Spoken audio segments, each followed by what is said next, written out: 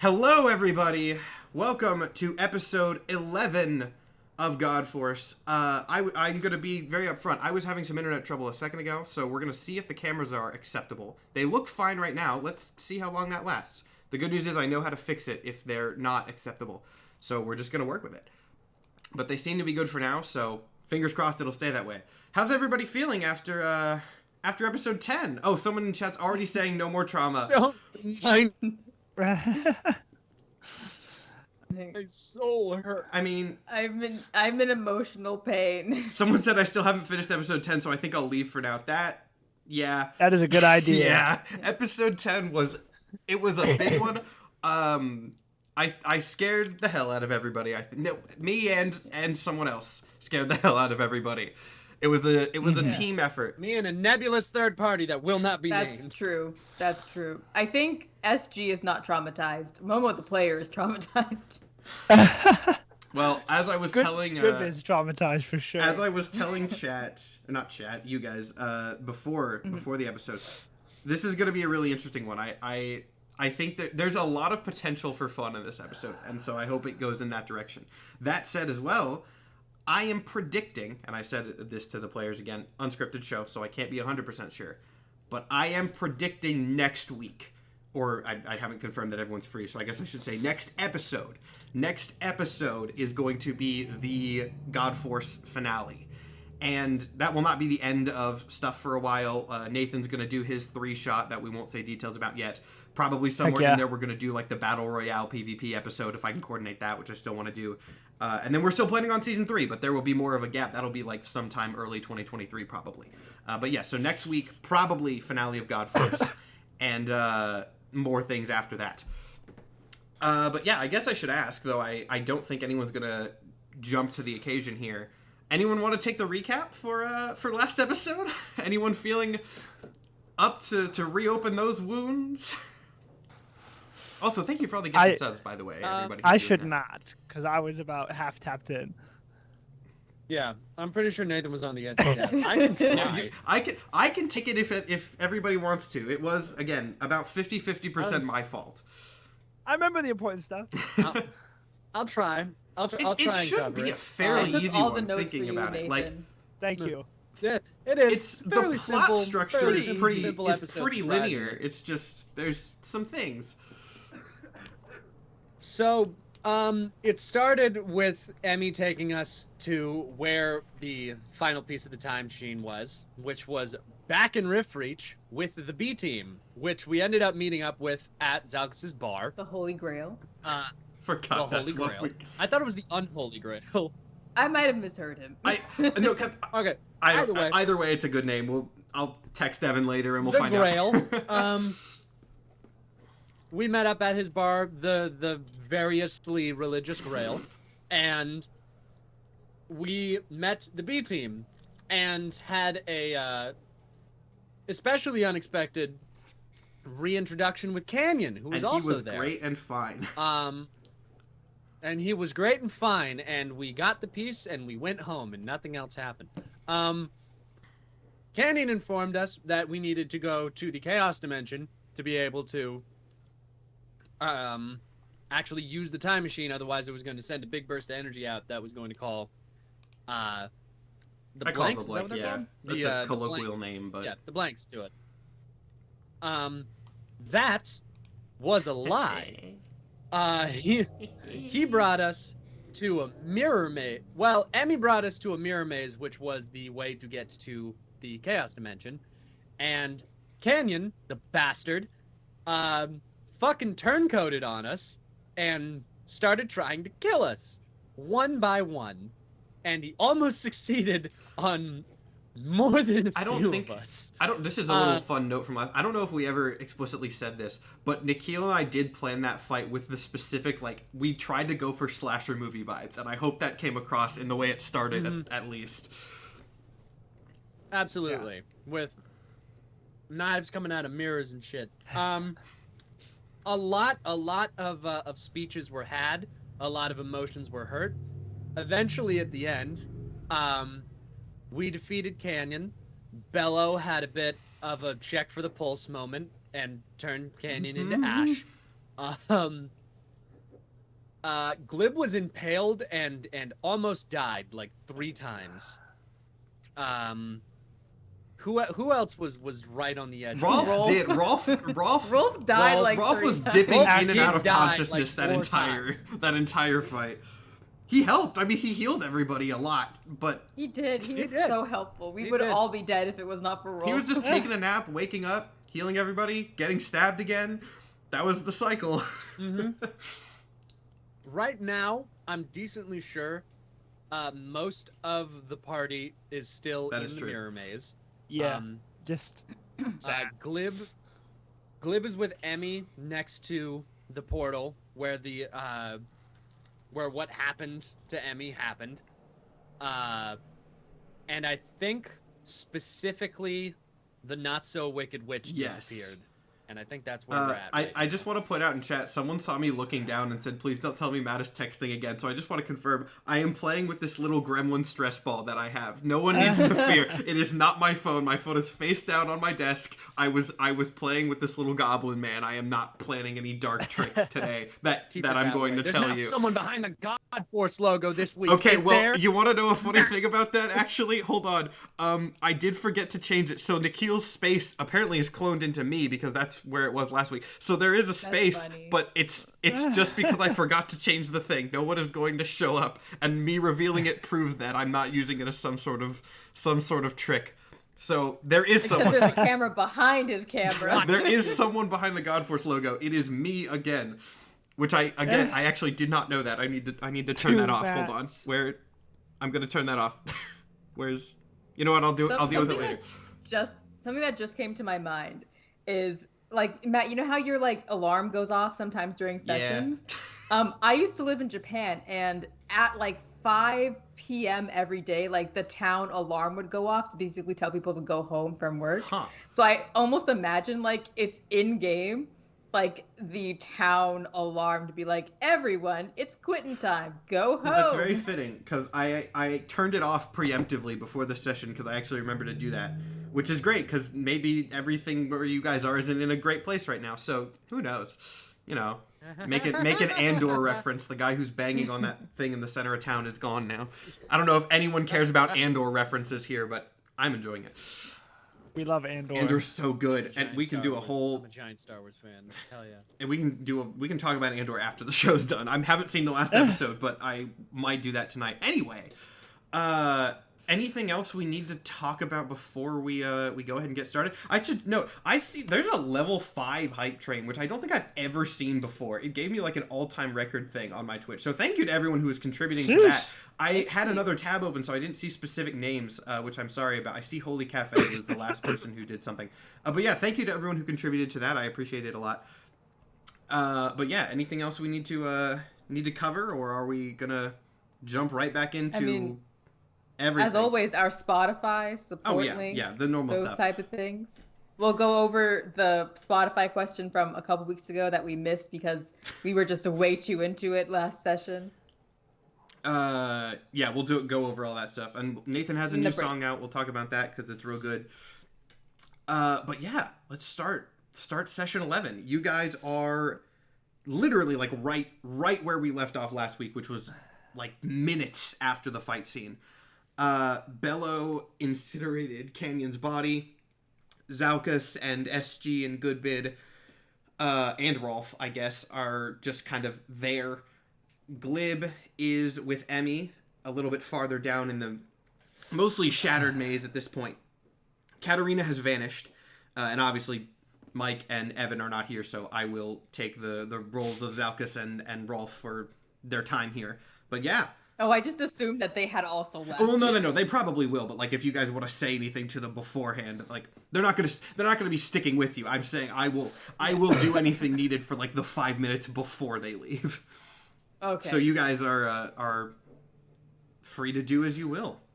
No immediate quest in front of you. So what you thinking? Goodman's gonna have a seat. Understandable. Like in the maze, or like go to where Glib and Emmy are?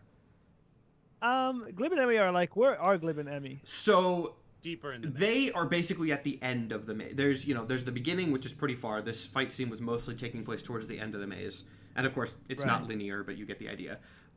Glib and Emmy are through the maze in the chamber at the end, and everyone else is still within it. But I guess I'll say that you're closer to the end than you are the beginning, for what that's worth.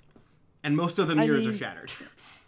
I think I'll walk to the end chamber before I take a seat and start casting a spell on myself. It takes 10 minutes to cast. Okay. Just due to ever since we last were at this place, Goodbid's been going through it. He's taken up some new things. We've leveled up. You have. So Goodbid will probably regularly be as often as he can. Oh, it doesn't take 10 minutes to cast. Oh, never mind. I just walk in and I cast. Oh, I don't even need to do it. I thought it took There's 10 so minutes much to cast. suspense on what spell you. I don't know what he's gonna say. I don't cast anything. You don't need to know what I cast. I thought it took. I don't. I'm the DM. Fine. Keep your secrets. You don't need to know what I cast yet. I thought it took 10 minutes. It don't. Keep your secrets, Goodbid. But yeah, I just sit down and I am tired and I am sick. Yes, Goodbid is still. Again, we're gonna say that Goodbid's condition is still mirroring Nathan's, so much better, but a little bit sick still. A little bit sick. So I guess He just saw his ghost of his friend horse again cough up blood. That was fully Nikhil's idea. I am not Friday. liable for that one at all. So as far as Goodbid is concerned, Friday's fucking dead. Yeah. So that's I mean, sad. Nikhil, that's Nikhil. That's Nikhil. Don't blame me. Remember, there is a. I'll give you this. Friday did tell you that like this was something she intended. Yes. There was while sad, it seems that she finds this better than the alternative. But regardless, SG, what are you doing? Are you going and meeting up with the rest, or? Yeah, I'm going in behind Goodbeard, and I'm just going to sit down with everyone. I'm assuming we're in like some form of a misshapen circle, Yeah. and just be like, so that happened. What a shit show. For note, I'll just say Zalkus and Rolf leave to go. Or Zalkus, Rolf, and Bello, I guess. Unless Bello left. Bello left alone. beforehand. Okay. Whoever was left from B team leaves to go do various things that may or may not come up later. perhaps track down the not so wicked witch that I actually turncoated on everyone. I actually do know this is a little bit of a tangent because I don't think it'll come up in today's session, but I do know from Jess what Lady Katarina is doing now, if anyone's curious. So you know she is obsessed with bugs.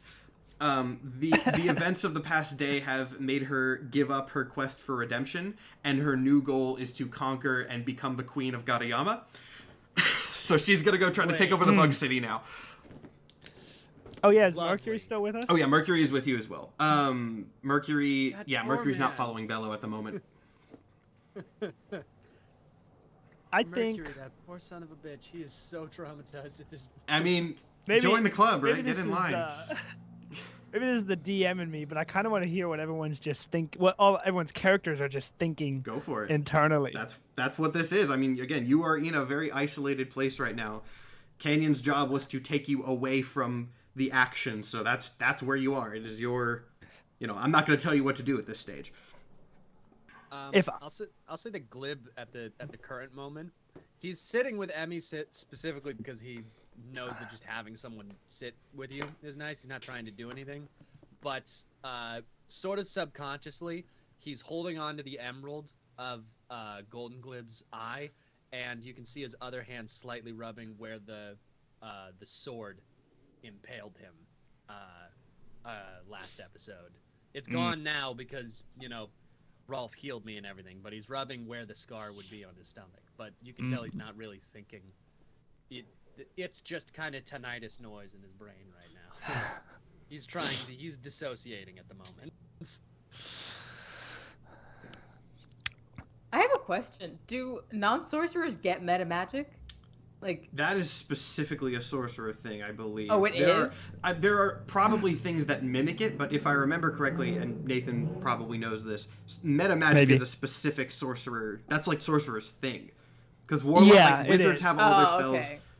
Warlocks to have their multiclass pact to get boons, it. and sorcerers have their meta magic. Like that's like the iconic thing of sorcerers. Okay, because I'm just like, is there a way to make his spells not hit me? Because that's the only damage I took, and it was quite a bit. I don't think Goodbid took any damage at all aside from emotional. It's because you couldn't be surprised. I do remember be talking to surprised. Nikhil about that. That saved you a lot. Heck yeah. Because it was a slasher fight, and you saw him coming even in your sick state. So I think, Goodbid's been going through a lot. I think, before all of this, Goodbid was like a solo act. And now he's got all these people that he works with, and he's not used to that. And now all these people that he works with are constantly in danger. And he's like, man, this sucks. And that's just what he's thinking about. He's doing a lot of Goodbid thinking. doesn't really know what betrayal feels like, because he Right. hasn't really had to deal with trusting someone up until this point. Exactly. Like outside of a contract, you just do good things for each other. Yeah. And then sometimes you say you do good things to each other and you do the opposite. This is terrible. I love the pure businessman mentality that Goodbid has. Yeah. His moral grappling is the fact that he now has empathy, and it's like, Yeah. the It's like- fuck is this? It's like I'm not even here on contract right now. What am I doing? I'm not even getting paid for this shit, man. This is ridiculous. God. I would like to say, like, I'm basically reading everyone's minds at this point, so I'm just like, I get it. Okay, got it. what is SG thinking then? I'm curious. SG is just kind of thinking that, like, maybe the people in this room are the only ones that we can trust, because Canyon, Would have said that about Canyon a session ago, though. I would have, but Maybe I am That's- texting somebody else. Yeah. No. Don't worry, it's still the stress ball. For and, now. like, it's very, I think SG is kind of like grappling with the fact that someone she called a friend did try to kill them. So it's like, I think not deep inside, like very close to the surface, SG is like, Goodbid would never do that. Glib would never do that. Emmy probably wouldn't do that. Emmy's a child. And I don't think Emmy ever did, like, actually damage us at all. Emmy did not. No, Emmy was not. Emmy was having a would like panic to attack remind- during that fight. I would like to remind SG, well, not SG, I would like to remind Momo as a character that Emmy has technically kidnapped Skeezville. That is true. Yeah, kidnapped, but not killed. Yes, technically kill. permanently kidnapped Skeezville. I did remind Emmy that you need to take him for walks and give him water and food. You also I want to point out something that I think kind of everyone glossed over, which is the fact that Emmy kidnapped a city. Yeah. That's not the There's lot. still- That's not that bad. I'm really surprised no one's asked Emmy about that yet, and you don't have to. But and you might not get a good answer because Emmy's like a very much a child and does not necessarily have rationalization for things. But it is funny. Anyway, I do not have like, any those aren't plans big for that. deals, I'm just but- noting it. Don't think I'm hinting you to do something. I don't think at this point SG trusts Mercury. After just everything that went down, I think it's like walls have been put back up, and she's been with Glib the longest. So I think definitely Glib is like their number one at this point, and Goodbid is like a tight number two. But like the only person that SG will trust is Glib, even though they know that Glib is not the most reliable person. No, not at all. not the most reliable. But the only thing that they know is that Glib would never willingly try to kill them. Like, never maliciously do something the way that Canyon did. And is probably just going to turn to the others and be like, we need to be careful with who we trust. For the express purpose of killing you? No, but I would also like to remind you, I have tried to nuke the building at least 4 times. Yeah. Like, the malice that comes with direct murder is very different from collateral damage. I'll grant you that one. This party is just great people. I was just gonna say, excellent band of heroes. I do love this party's morality, or what shreds of it there are. It's so interesting what does keep us together, because we're all sticking around for different reasons, and I feel like none of them are inherently good reasons. I mean, we've been saying that for months now. It's like one of the things that I think sets this campaign a lot apart from others is that, like, it's not a band of heroes that got together to go and have friend adventures. It's a bunch of people that, at least at the beginning, didn't really like each other, but were like, all right, fine. And it's been very interesting. Like, it's just a lot happened last episode, and it's like, well, because Canyon was their friend, and SG was happy to see them at first, and then that kind of got definitely erased. But it's just, it's hard, man. Okay, it's hard. Nikhil and I went for the emotional trauma. We went way in for it, and it. So what's in this room? So this room is the end of the mirror maze. There seems to, like, maybe be other chambers ahead. You can't really tell. And as you kind of look around the room, like, I'm assuming that none of you, like, took the time to look around because there was a lot of things going on. It seems like the walls are kind of, like, oily in a sense. With the same sort of, like... Ew! With, I shouldn't have said oily. That made sense. I meant it in, like, the iridescent, kind of change glass sort of way. This is obviously very much closer to the Chaos Dimension, if not sort of in the Chaos Dimension already. But you're sort of in... It looks like a kind of, like a limbo, in a sense. It's a pretty small, nondescript chamber, otherwise. You know, it's continuing this sort of funhouse aesthetic a little bit, but more dark and weird and iridescent. Not too many specific things to mention. It's just a middle passageway between sections of the funhouse. Can I talk to Mercury really quick? Go for it.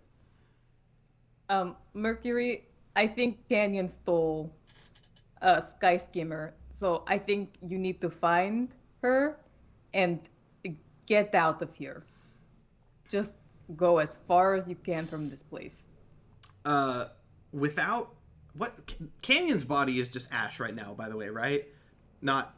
Okay, Yeah. I figured. At least the top half, probably. Okay, yeah. I'm assuming. Mercury looks... He stands up without a word, which is very uncharacteristic of Mercury, with a more intense look on his face. And kind of, like, he draws his pistol, not, like, at you, not aggressively, just, like, getting ready for whatever might happen. I feel like I need to extra clarify that after last week. He draws his pistol, like, dramatically, not in your face. Not in your face. He kind of just nods, sort of looks over all of you and goes, "Call me if you need me." And then, again, still just very cold stare on his face, walks back into the maze. You know how to get out of here, right? I mean, like I said, most of the mirrors, at least in this part, have been shattered by the fight and Glib setting off a death bomb. So it's much easier to navigate. Before he leaves, I would like to just walk up, grab him on the shoulder, and be like, Stay safe out there, man. And cast Death Ward on him. Okay, I heard that's a level, good thing, right? I heard cast death and tensed up for a second. It means that if he ever gets dropped to 0 hit points, he will instead get dropped to 1. And will not go down. And that lasts for 8 hours. Okay. He kind of smile, sort of like an intense still, but smiling knowing what might be coming ahead, and nods at you and goes, "I think we'll see each other again. I certainly hope so."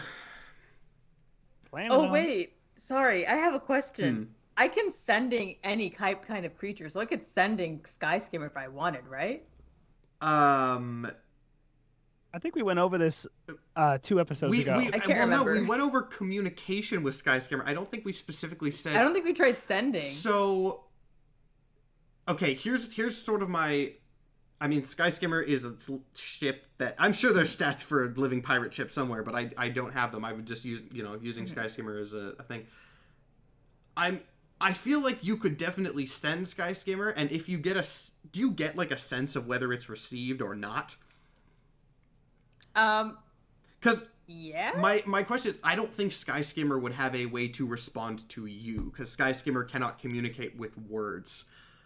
That doesn't even matter, because I just want to sending Skyscammer that and give like Mercury's location. That you can do. I don't think you're gonna get a response.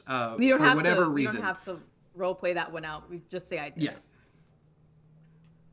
Out of curiosity, are you telling Mercury that you did that? I'm assuming. I don't need to, but I let's say I did it telepathically. Okay. So Mercury leaves. Skyscammer presumably has gotten this message, but again, there's really no way to tell that you know of. Yeah. Okay. Cool. Someone said this. For the first time, I just want to note since this. Here, I just want to note real quick. Someone in chat said the spell fizzles if the target is dead, if I recall correctly. Don't know if that's true or not, but I'll give it to you. Spell does not. It seems to go through, indicating that Skyscammer is around in some capacity. Anyway, continue, Panda. Okay. Glid speaks up when he sees Goodbid do that before he leaves, and he just goes, "That was nice of you, but you do realize that this is all ending in like hours, right?" It's the thought that counts, man. At least he can spend that hour not dead. For what I can do, at least within my power, while we're busy doing our business. Now let's get to it. Do we have all the pieces? We have all the pieces. You have all the pieces. Put them together, gang. Can I just like? I don't know how. We don't know how to assemble a time machine.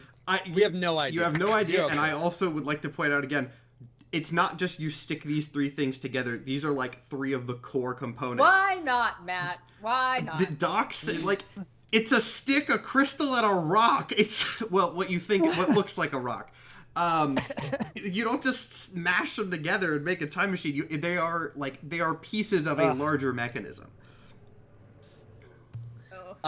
Ezekiel was able to read the notes. Ezekiel right? was able to read the note. Or, if I remember correctly, Ezekiel basically said, like, yo, this is he didn't say yo. He's not that kind of, you get my point.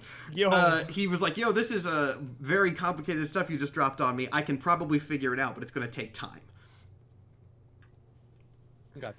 But Ezekiel, out of all of us, probably has the highest ability to actually be able to put this together outside of maybe Doc, who the last that we heard of him was from Definitely. Canyon. So I don't trust that shit. So wait, remind me. We actually don't even need to go to the Chaos Dimension, right? I mean, No. I'll tell you. I will tell you as the DM. No, that was a stalling tactic. And I'll say like, Got it. Okay. from the way Canyon was acting, it's pretty obvious that was a stalling tactic. Right. Because So you now- got there Okay. again. I'll just confirm you got there on your own. I'll just confirm the thought. Our prerogative is to just get back to the dock, or I am going to say that we need to get to somebody that can figure out how to put this thing together so that we can go back and fix this. Canyon did say that Prophets was in the Chaos Dimension. But Canyon also said that he was helping Prophets put together a time machine in the Chaos he also Dimension. said that Prophets disappeared in the Chaos Dimension as well. So either way, we're Exactly. lost. Yeah. One thing that is still bothering me is when we went to Rift Reach like a couple times ago, we saw that picture of the dial that Canyon said he had written with the words "no cheating" on it. Was that Canyon or was that someone else? I don't believe you have gotten that information necessarily.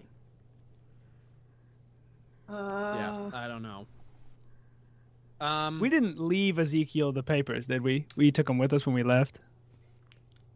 Hey, chat, do you remember? Because I actually don't. I don't. It doesn't sound like us I don't- to yeah. leave him with papers. It doesn't sound like you, but also you might have. I'm gonna defer that one to chat. See if anybody knows. Someone said Also, they took the papers back. Looking at the chat. Looking at the chat, there's also a good second option. These 3 might be batteries. However, one of them is technically an all-knowing genie. Oh, that's For all intents you and can. purposes. I'm gonna have you make a history check for the history or Arcana. You know what each piece is designed to do. If you have it in your notes, go for it. But like, I'm not gonna just tell you. I'm gonna make you either look at your notes Brain or do power some is sort of activated. check. I know stick is navigation. It's the nope, Correct. yeah, Stick's navigation. I'm pretty sure that Jared is the onboard AI true. from it, and the black thing is essentially a Yeah, battery. It's yeah. a The power black hole source. is the power Okay. source. Stick is the navigation, and Jared like sorts through timelines and like reality shifts.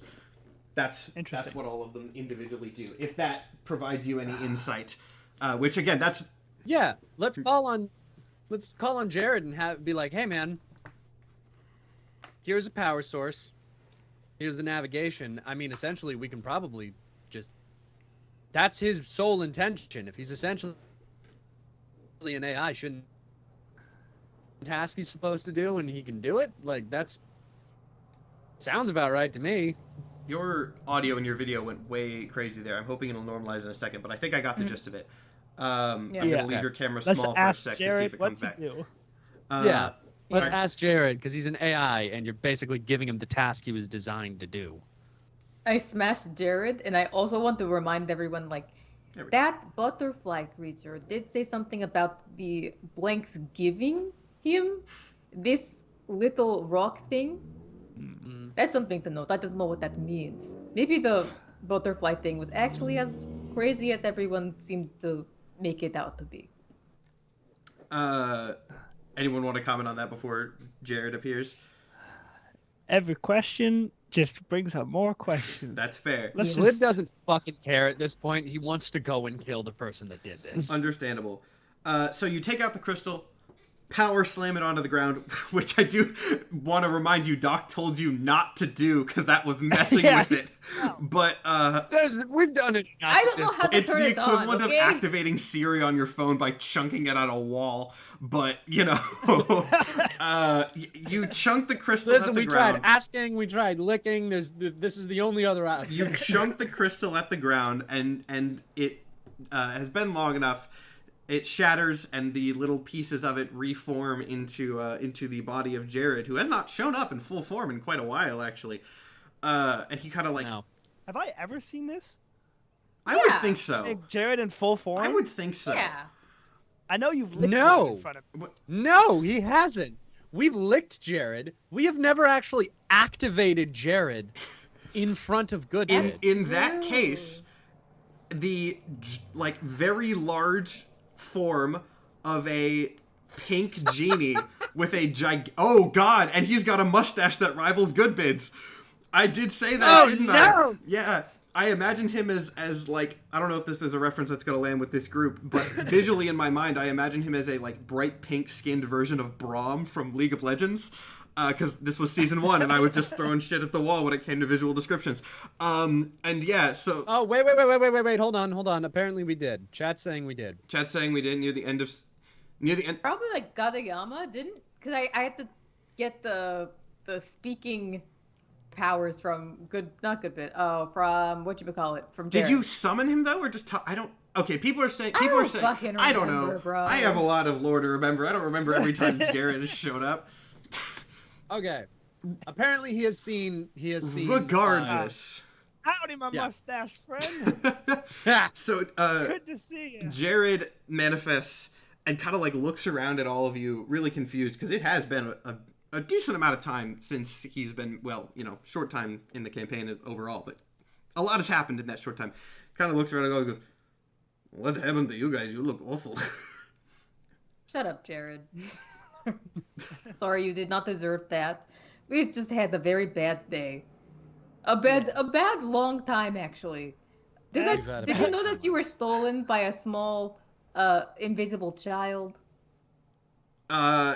He he kind of just like stares at you for a second and goes, I have no idea what they're talking about. I don't remember exactly what the voice I did for him was. It's close enough to that. I've been asking you for an Italian NPC for so long, and I still haven't gotten one. Okay. Anyway, I don't know if I don't know if I can do it. Like Jared's not Italian. It's fine. I can probably do it better than Chris Pratt. Anyway. Ooh, bow, bow, bow. Anyway, I'm gonna walk up to him with stick and like hold it to him. Just, you know what this is? He takes the stick from you, or reaches out to take it. Are you letting him take it? I'm assuming you are, because that was the point. Sure. He's not villainous. Yeah, he reaches out, takes the stick and the stone, and kind of looks at both of them and goes, "Oh, I think I remember what this stuff is. This is I don't remember the name of it, but it's the other pieces of the he kind of holds up and I goes, this one makes the thing go, and this one tells the thing where to go." Yeah. Yes, Jared, you're the thing. You're the thing. Time machine. All three of you, time machine. We Do would the like to thing. figure He out how to do gestures at SG with the stick. He goes, "Yeah, that thing.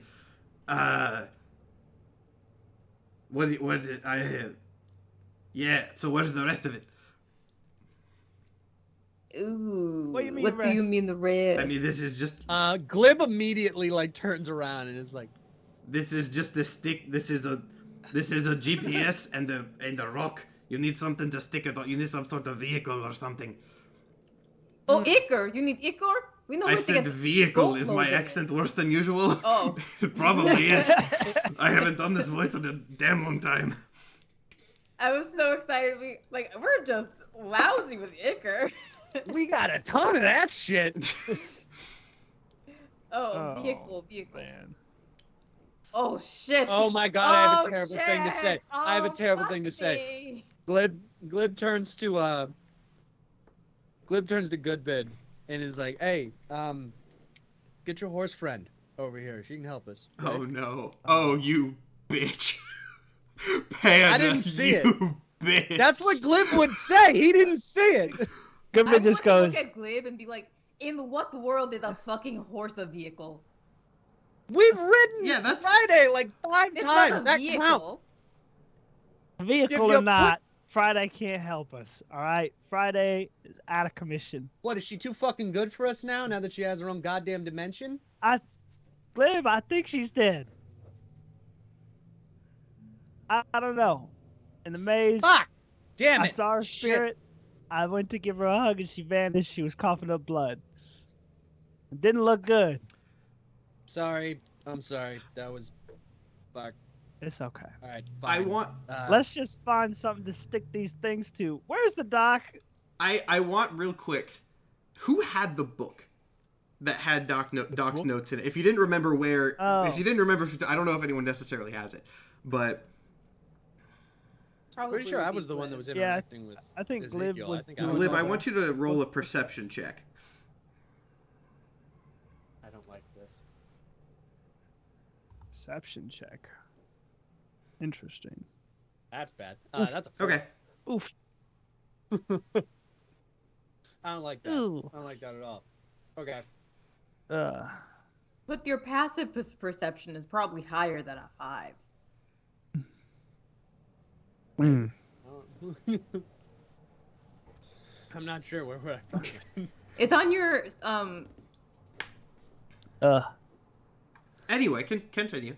yeah. Oh, yeah, my passive perception's an 11. Okay. Okay.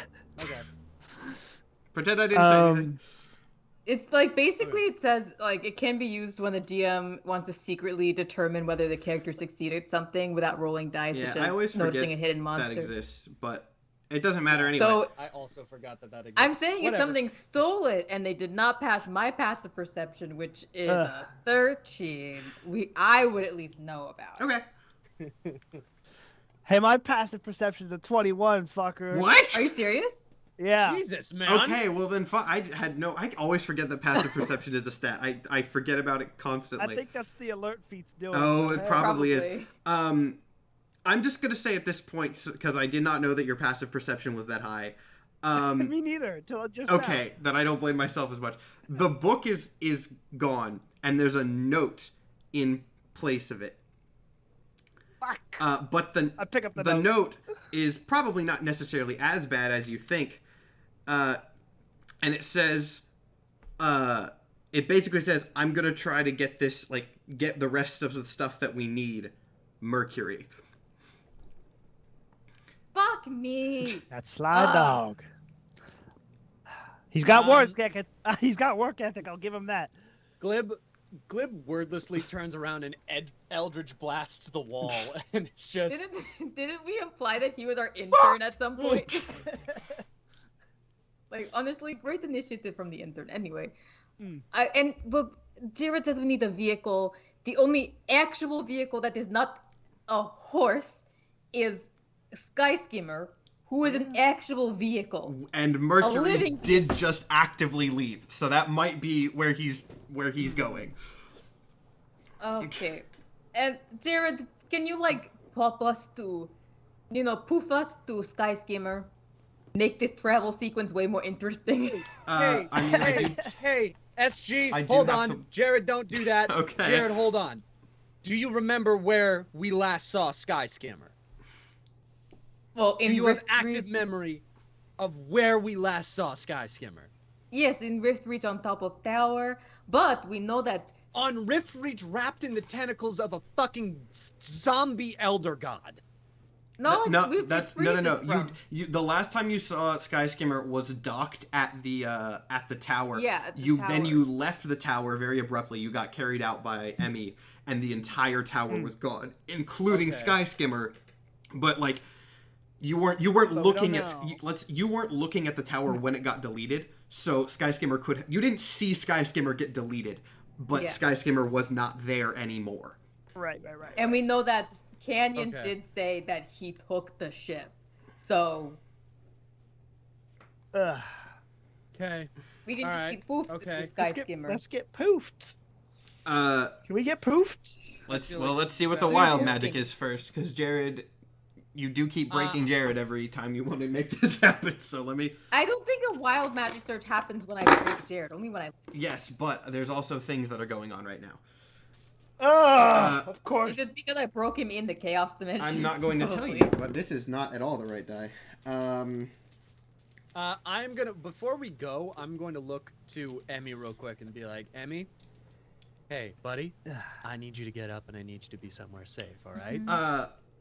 I know you're going through it right now, but I need you to get out of Emmy, after like a couple seconds of still kind of just being on the ground, Emmy looks up at you with a lot more determination than you've seen in the past, and just after a moment of silence goes, I'm coming with you. I don't know what's going to happen once we get back there. I hope you know that. Emmy, this is going to be cool. I just thought of this. Emmy suddenly vanishes from your sight completely for just a second, and then you hear a voice in your ear, again, very intensely go, you can't stop me. We can't. That is correct. We cannot stop them. He's right. They get to do whatever they want because they are invisible. They reappear a second later. Yeah. I don't know if you can die, but don't you dare die because I said okay to this. And then I turn back to Jared and go, okay. Oh, before we go, I want to be like, Emmy, remember you have to take Skeezful for a walk and give food and water. Just remember, like, once a day type thing. Don't forget. Emmy looks at you and goes, who's Skeezful? No, I'm kidding.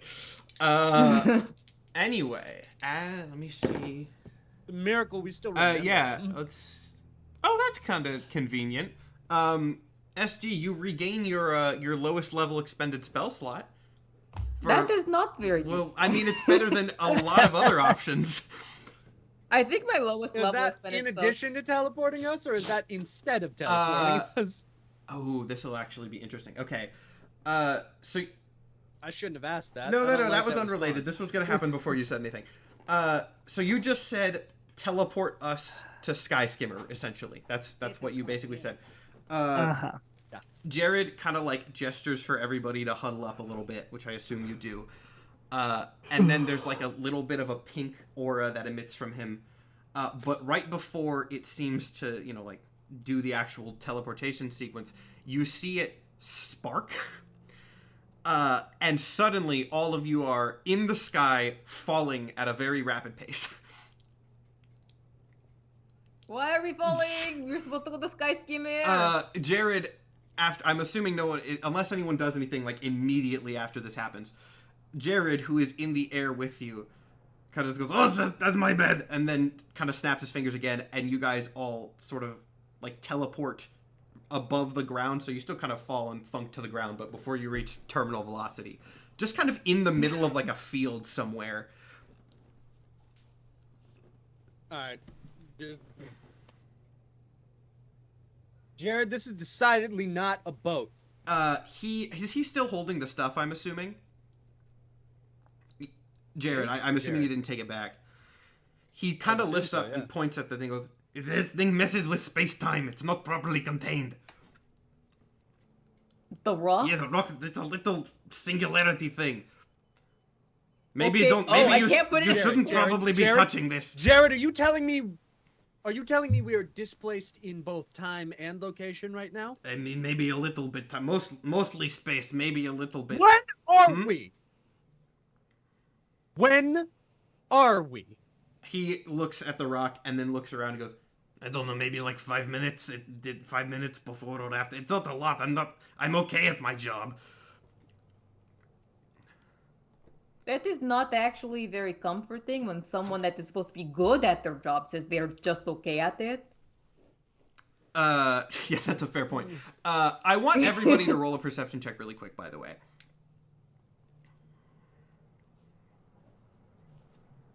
Ooh, I feel like I used to be good at these. And I'm... That's a 13. Nope, that's a 10. That's 10 is actually enough for this. It's a pretty low check. So everyone who got above a 10, you notice the sky above you is extremely bright. Like very, very, very bright. Almost white. It was nighttime when you entered the mirror maze. The sky is bright white? Not blue, white? White. Guys, are we in...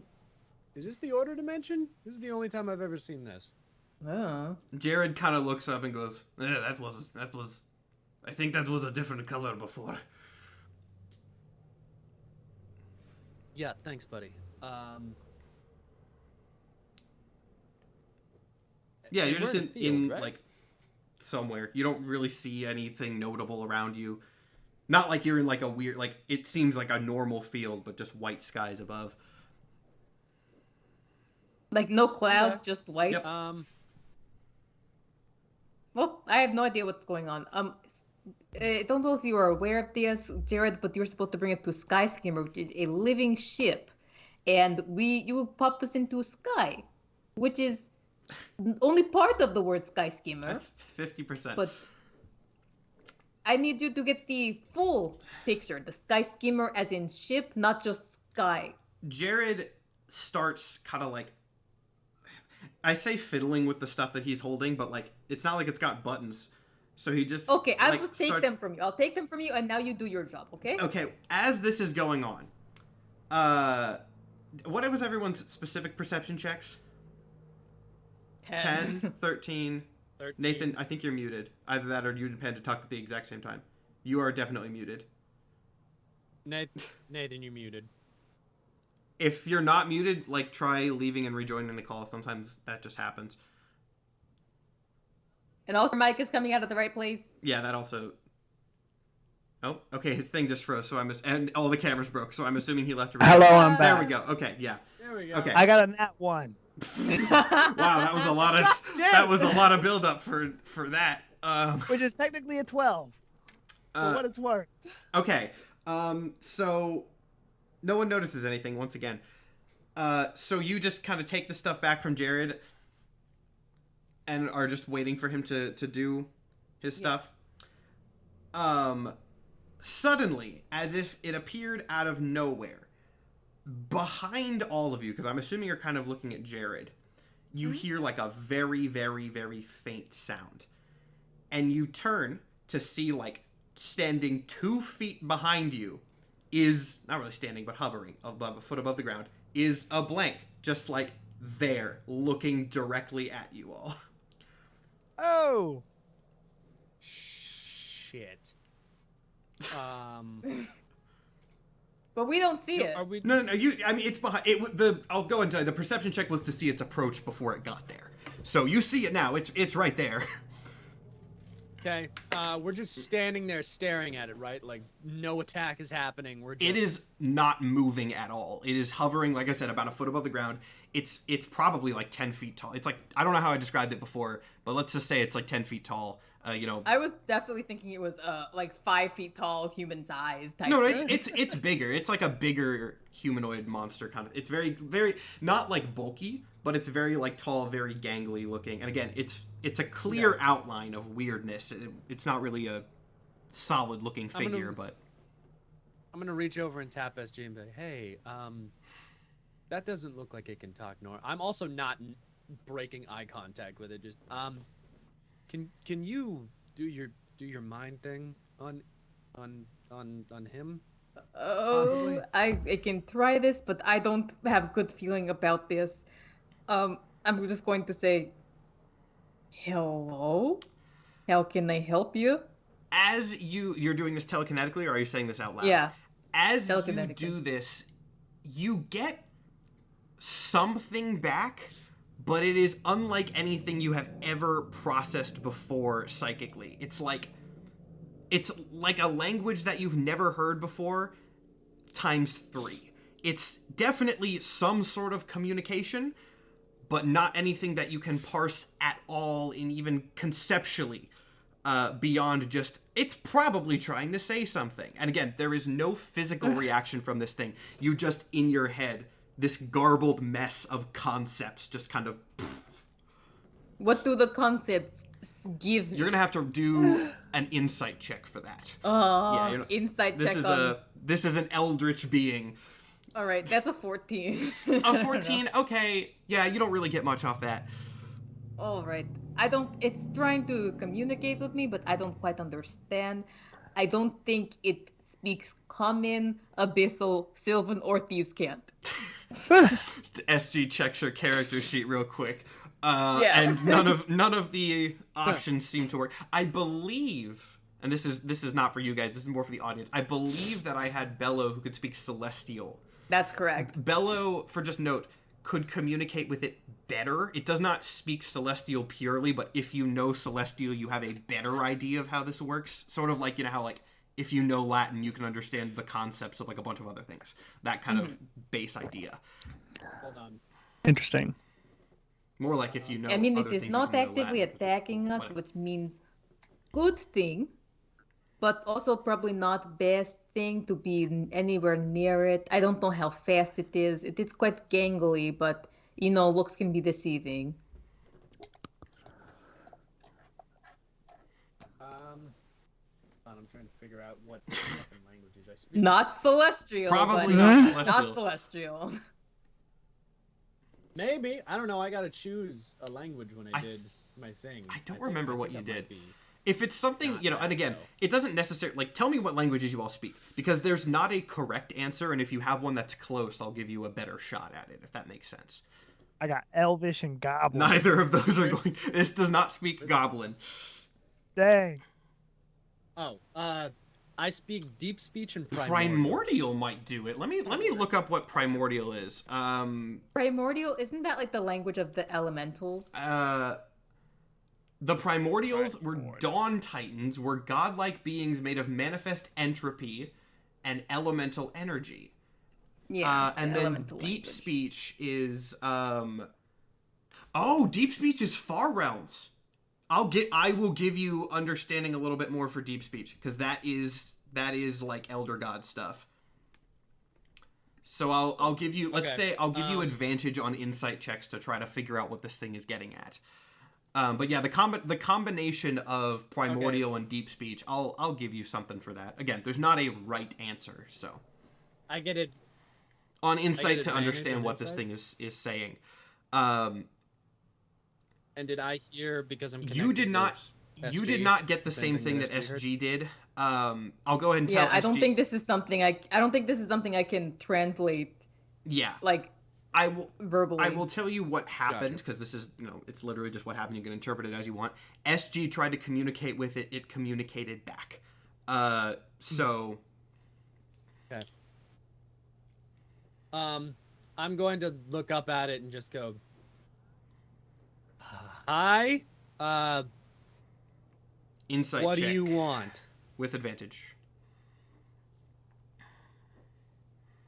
Okay, 19. okay, that's good.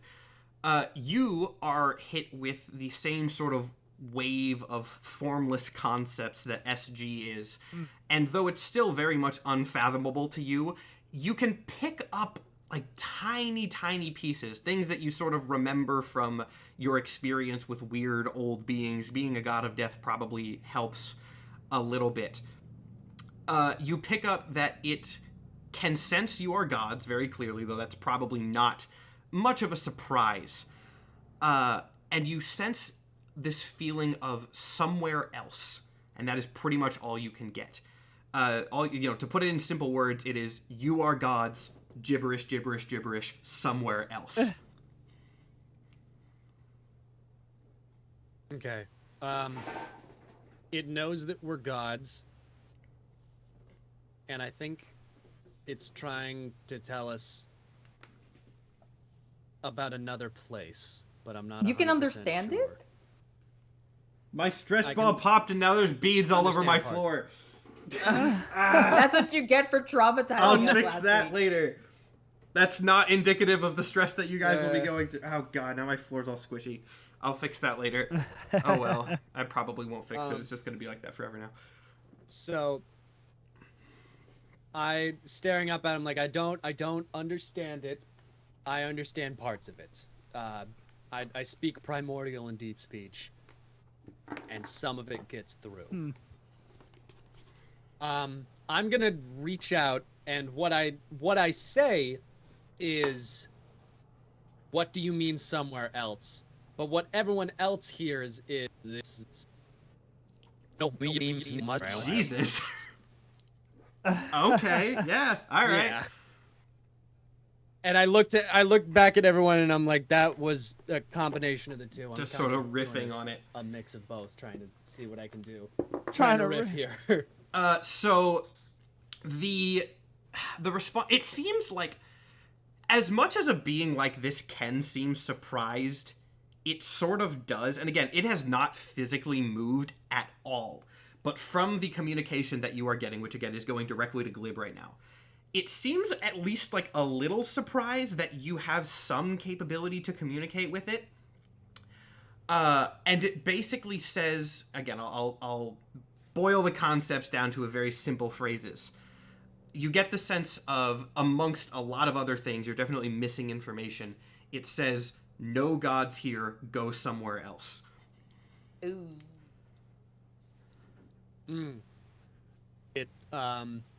It wants us to leave. It doesn't like gods. I mean, like, we would like to get somewhere else. We've actually been trying to do that actively. Are you saying So- that out loud? I'm gonna. Yes. It turns to you and SG vanishes. Oh! Hey, yo! Well, SG's just gone. nice knowing y'all. Glib, you want to ask him if he just killed SG? I look back. You told it you wanted to go somewhere else. Is she? Hold on. I look back and I ask, is she still alive? I think you turned on your voice thing too early because I got none of that.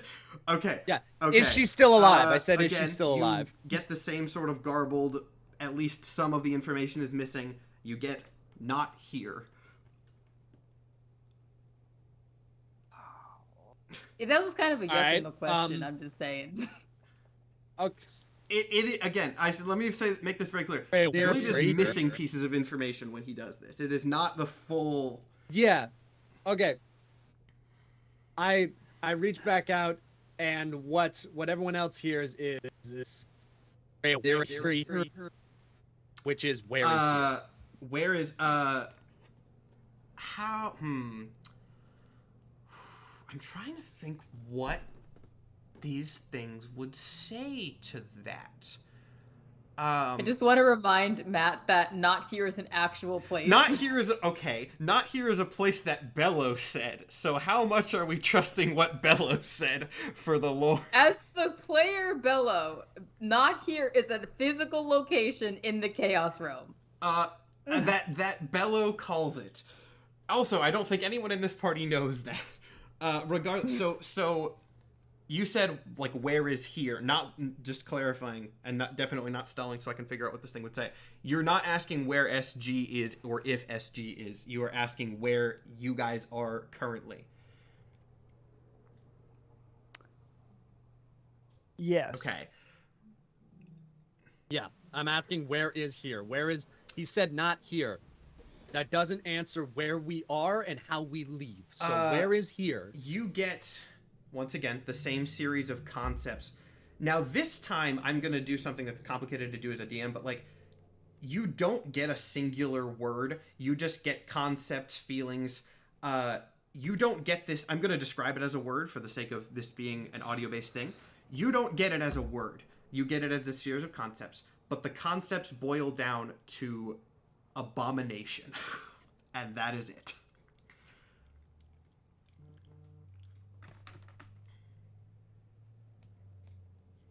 I look at Goodbid, and I'm gonna turn away from the star from the blank for a second to look at Goodbid, and very quietly under my breath go, Should we pull the Emmy trick? Should we intentionally get disappeared right now? I mean, I don't hate the idea. That's all I needed to hear. I turn around and immediately Eldritch Blast okay, the blank. you throw your... Wow, wait a minute! Glib throws his hand up, and you see just the faintest little spark of magic start to flicker off of his hand. Gone. Glib is There's gone. no effect, no visual. The blank turns its weird star eye in the direction of Glib, instantly just vanishes without any trace. Jared, by the way, has returned to crystal form. Jared noped out the second SG vanished. Oh my gosh. I pick up all the scraps on the ground of our time machine. Which are also gone. Because SG was holding the rock and the stick. So I pick up Jared. This is gonna be a short session. And I put it in oh fuck. Don't say that. I just hold it. All right.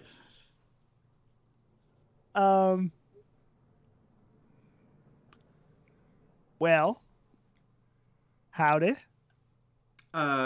Insight check. Because, Okay. again, you have not understood a word that's been going on here. And you don't get advantage. You don't know. Great.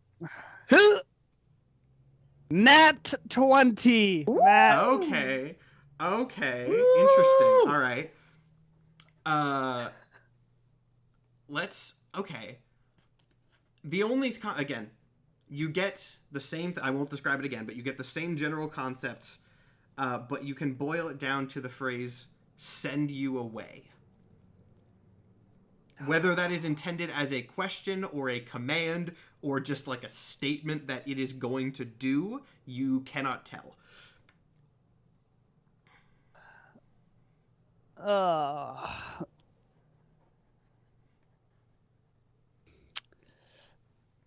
Listen. Promise it won't kill me? Send me to where they are. You get sort of the sense of, like, as much as this eldritch be, how do I phrase this? This is said to you with no sarcasm, no sense of irony or spite, just pure cosmic neutral apathy. It seems to communicate to you one phrase, which is, I don't care. and then it turns its face to you, and you vanish as well. Right, thanks for coming, Now, everyone. here's where That's things our get show. interesting. Don't worry, that was not a TPK. Hey, Matt. Oh, sure. Right All now right, should cool. be Let's do it. We're only an hour in, but it's Panda's idea. I'll be evil. All right, we'll see everybody in 5 minutes. I'm just gonna throw us to the starting screen right now. Fucked. All right, and we're back. Before we get into it, I have to show something off that I got earlier today, and I was just telling Panda about this because he has one of these as well. And then we'll get back in quick, I promise, but I have to show this off. Someone on my TikTok, and he's on Twitch as well. I don't know if he's here at the moment, but his name is that Venom Pop guy. Made me a custom Funko Pop of me, and it's on a Moon Knight body, and it's great, and I love it. So thank you to him if he's watching this. I'll show it off more later, but again, if you're here, I did get this today. I'll talk more about it later, but there's that. Yeah. And before we go back to the show, I do have to read us our Spotify question. Go for it. If you don't know what this is, you should probably be listening to our podcast, which is available on all podcasting platforms. But the only platform you can answer the Spotify question is, of course, Spotify. I'm genuinely sorry that we're plugging this right after I did a purely visual bit showing off the thing. So the Spotify question for a couple weeks ago, because we didn't do it last session. Last session was crazy. Yep. But the question was, what do you think Goodbid's real name is? Because Goodbid is not his actual name. It is I forget what you call the names that aren't pseudonym. Pseudonyms. Thank you. And we got, I'm not even joking, 51 answers. Dang. Yes.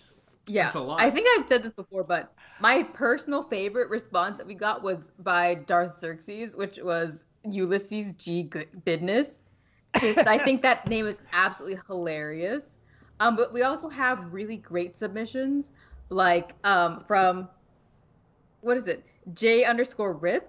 We got Ether Plutus, which is the Greek god of wealth, or Themis, which is the Greek god of law, or some southern name like Rob. Are any of those correct, Nathan? It is a very southern name. It really? I will say that. It's a very southern name. I almost feel like Ulysses G. Gemini Goodbid.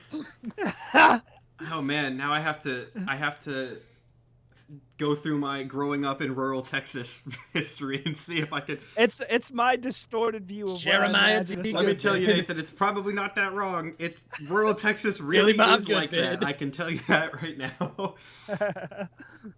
We have a lot of submissions that like don't really give that same like strange old southern name, but like more like generic frat boy. What?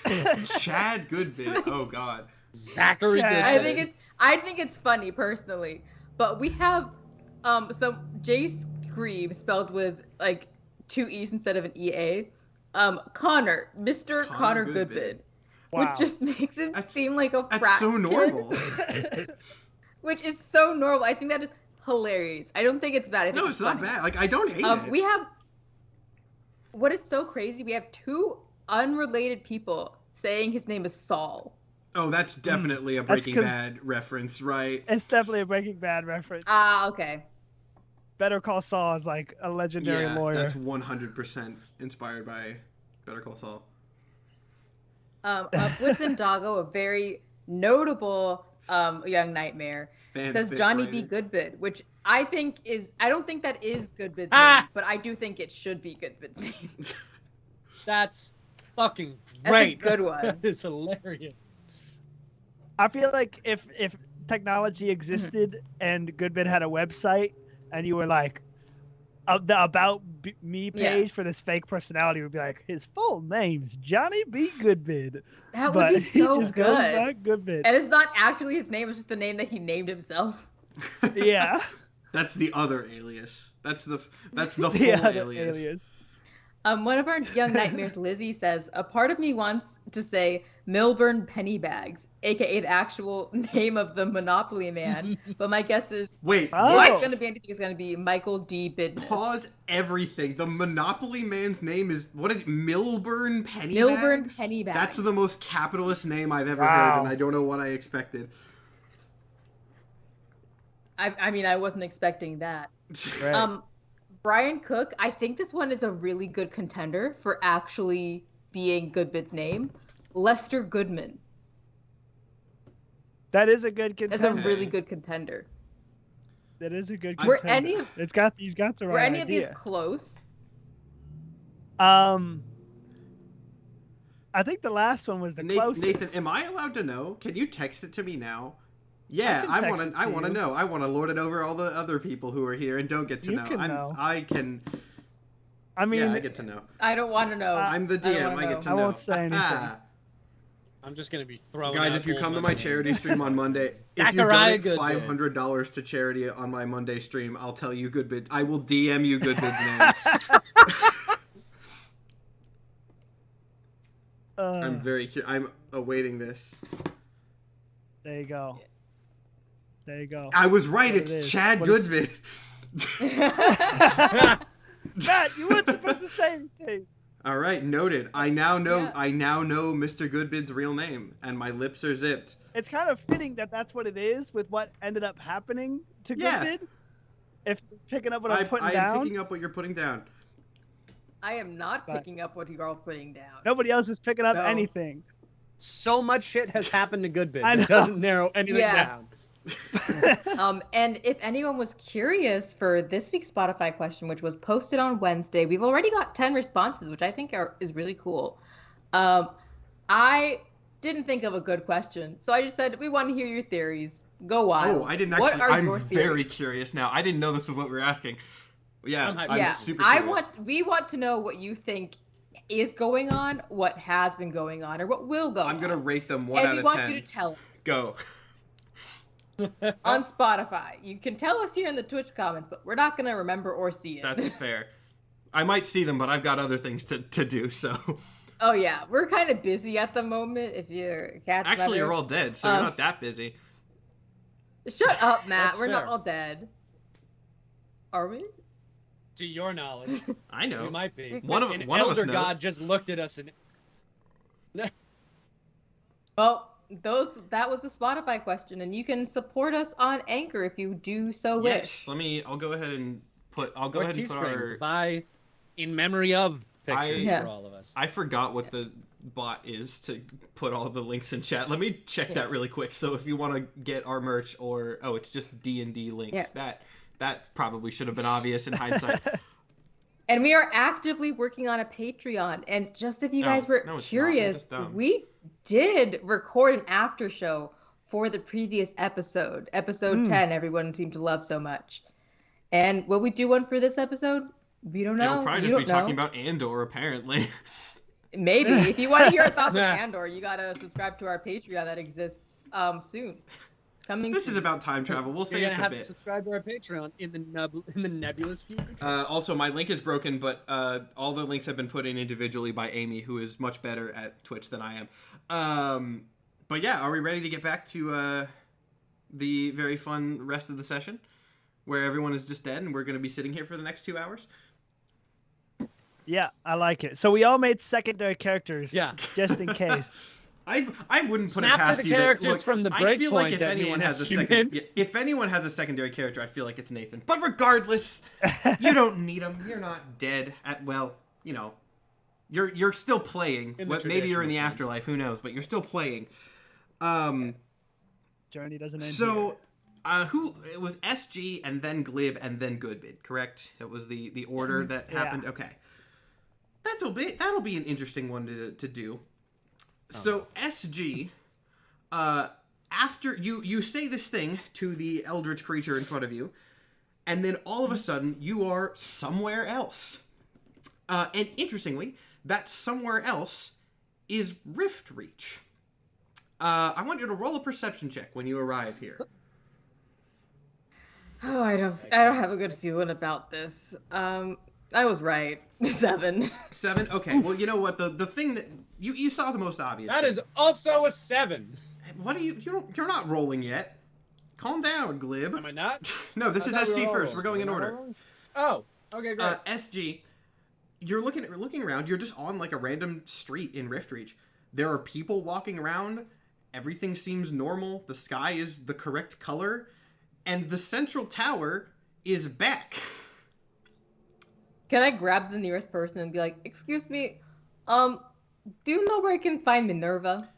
The person kind of like, yeah, I mean, you just grab like a random passerby, Yes. and just kind of looks and goes, probably the central tower, and just sort of like shuffles off, confused. Okay, so she's at least here or alive, because I don't think we've seen her in a while. Here's where things are going to get way interesting. Mhm. Glib, it is your turn to appear. All right. Do you want to use your 7? I'll let you roll again if you want. It shouldn't I really am matter. definitely rolling Dude, again. All right, go for it. You're 7. What? Do you want to use that shit roll? Rolls again, gets a 5. Don't you fucking jinx me, Momo, goddammit.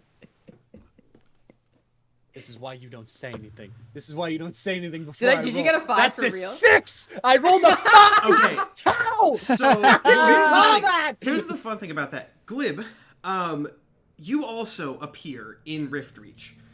And it's the same thing as SG. You look around, there's people walking around. You do see SG there, talking to a random passerby.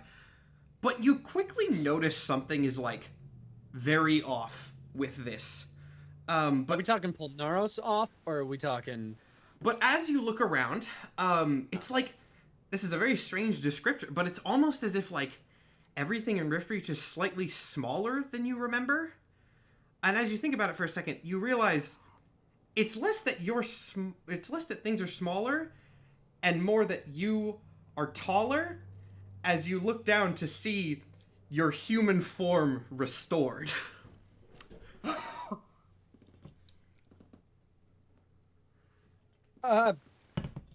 SG? Glib? How did you... I Why are don't... you not... I don't... frog? I don't know. I don't know. Are you wearing pants? He is Oh wearing my God. clothes. That's He a is good wearing clothes. Okay. Speaking of clothes, I'm actually going to drop Goodbit in here as well.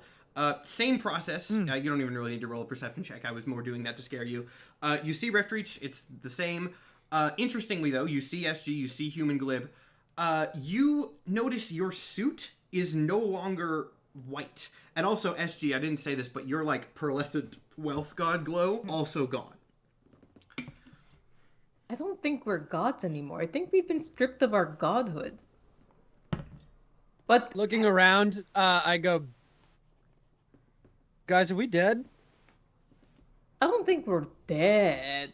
I don't fucking look like this. Are we dead? This is who I am under all the shit. I think Are we dead? I think they did some kind of like fucked up version of Greater Restoration where like we're like completely restored to how we once were. Is the sky still white? Everything is returned to normal. The sky is normal color. City seems normal. The people don't seem scared. Tower's back. Can I make an Arcana check on myself to see if I have what abilities I still do have, if Go for any? it. Sweet. Another nat 20. Okay, so yeah, we'll go today. for. I'll give you some nice details. Your god powers, they are no longer in your possession, as best you can tell. However, it seems like it's very faint, but it seems like your natural magical abilities might actually be a little stronger. Though, since you got a nat 20, I will tell you, Glib, nothing. No Death God, Nothing. no Kraken energy, nothing. SG feels fairly much the same as SG was prior. But Goodbid's slightly stronger, SG's unchanged, Glib is powerless. You're not a warlock anymore, are you? And for note, Glib, Panda, your powers are locked off. You are a civilian I'm the right only now. one that tried to kill it. Yeah, I would imagine that. I am the only one that tried to kill the blank, so I'm not 100% surprised by this fact. But hold on, if you're human, that means that you are not the warlock of, and you have no powers. That means you're not the warlock of the Kraken, which means the Kraken is not your patron, which means you're just a person. Sorry. Hey, I like Glib. It's good to finally properly see ya. I immediately reach for my Do cloak I for where the have emerald is human supposed to glib be. in my... Hold on, let me see if I have human glib in my character cards just for note.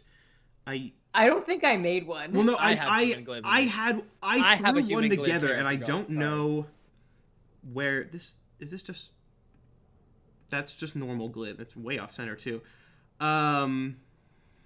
Should I swap to my other? Yeah. I mean, go ahead. I don't know if I do at the moment. Unfortunately, Okay. I forgot to put that. I thought I still had it in. I'll handle it later. I'll post it on Twitter or something if anyone wants it. Panda has it as well. Regardless, what were you guys doing before I started looking for that? I was just a little sad that it took my powers and my suit. Glib was reaching for the emerald. Emerald is not there. Your clothes are normal. Yep. You still have the cloak because that was something that you had before. But Guys, the emerald's gone. Maybe this is a world where Emmy isn't Emmy. Or this is before all of it. Well, I don't- I'm still. You're not a god. I'm not a god. He's not a god. I'm human. You think we travel back in time? Emmy's not here. Did he teleport us back in time? I mean, We- like, it can't be back in time because I am just as powerful as the day I was born, essentially. I'm gonna start walking for immediately it. towards the spire. I Because I'm immediately gonna go and try and talk to someone I was gonna, knew yeah. and see. I was gonna say because I live See if here. they know Can me. I look around and see if there's any like, if it looks different, if there was any major geographical Yeah. changes or anything? So, good bid. It looks the same largely as where you came from. I will say you're not in an area like you're not next to wherever your house was. If you want to go and look at something specific to you, you can go do that. But from this random point that you seem to have spawned at, everything seems normal. I'm going to sending Prophis to see if he is here. Okay, I'm trying to think how that would. I think that would probably be what it is. You try to send Prophis. The message goes through, but you don't get a response. Okay, so I think we are here where Prophis is. So wherever Prophis disappeared to, and we couldn't reach him before, we are in the same plane that he is or was. I don't understand how this works actually spatially. But it's still going. Yeah, He's going I straight for the figured. tower. Well, I have Stick, and I'll be like, Stick, you listen to me too, right? Can you like point us in the direction of Prophis? Stick points to the central tower as well, as presumably where Nice. that is. Convenient. Can I get on and just grab Glib as I go faster? Sure. Are you leaving Goodbid behind? I mean, I assume Glidbit is next to me and we'll just hop on as well. Okay. Yeah, yeah. But Glib is like in front of us, so I have to like So, grab him by the you collar. all Also, right- he has Oh, I flying. forgot you're not the frog anymore. This is like very Yeah, heavy. yeah, I would- You're heavy as a person. Yeah, I'm a human man. Just a guy. Are huh? you going to the base of the tower, or are you flying directly up to the spire? I mean, like, what do we usually do? Do we usually We just... usually flying through the window. Yeah, You we just usually fly through go the up and window. dock Let's at the go. top of the tower. Yeah, let's do that. So that's what you're doing? Yes. Okay, so you fly up to the top of the tower, and you see there are Symmetris agents. There are Symmetris agents kind of walking around. It looks normal. You see in the window Callisto and Prophis working on something. You can't really tell what from the distance. However, you're just kind of landing, and there's a dock. This is where I'm assuming you're landing basically where Skyscanner docks and just walking in. Yeah. Yeah. Immediately upon you walking in, several of the guards turn towards you and draw their weapons very quickly. But upon seeing Goodbid, they stop and kind of tentatively lower their weapons a little bit before one of them kind of approaches and walks up and sort of skeptically kind of nods and goes, "Goodbid, what brings you here?" Well, the usual business. Listen, we don't really know how we got here, but We've been looking for this guy for a while. Hey, Prophet. Prophis looks over to you, again, kind of skeptically, and sort of gives you a wave. Callisto also looks at you, but does not really react. The guard who is talking to you kind of speaking goes, well, what brings you here? More specifically, of course. Well, if I can speak plainly, saving the world. We got these bits and pieces and knobs and wheels and stuff of a time machine that we're trying to build, but we have no idea what the hell this whole process is. So we're hoping that Prophets. The guard kind of spilling all the beans. The guard stares at you for a second, and then just like lets out a laugh. Goes, trying to expand your empire again or something? What's your game here? Who are these people? And he points at SG and Glib. I'm just a guy. They're my business partners. They're with me. I'm gonna yell out to Prophis.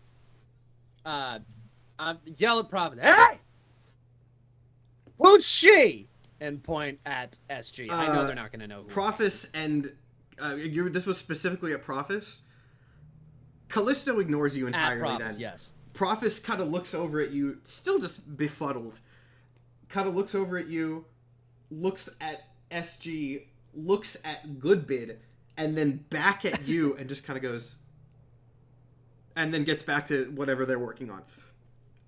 Okay, so whatever is going on here, this is very strange. Can anyone in this room tell me what you know about Goodbid?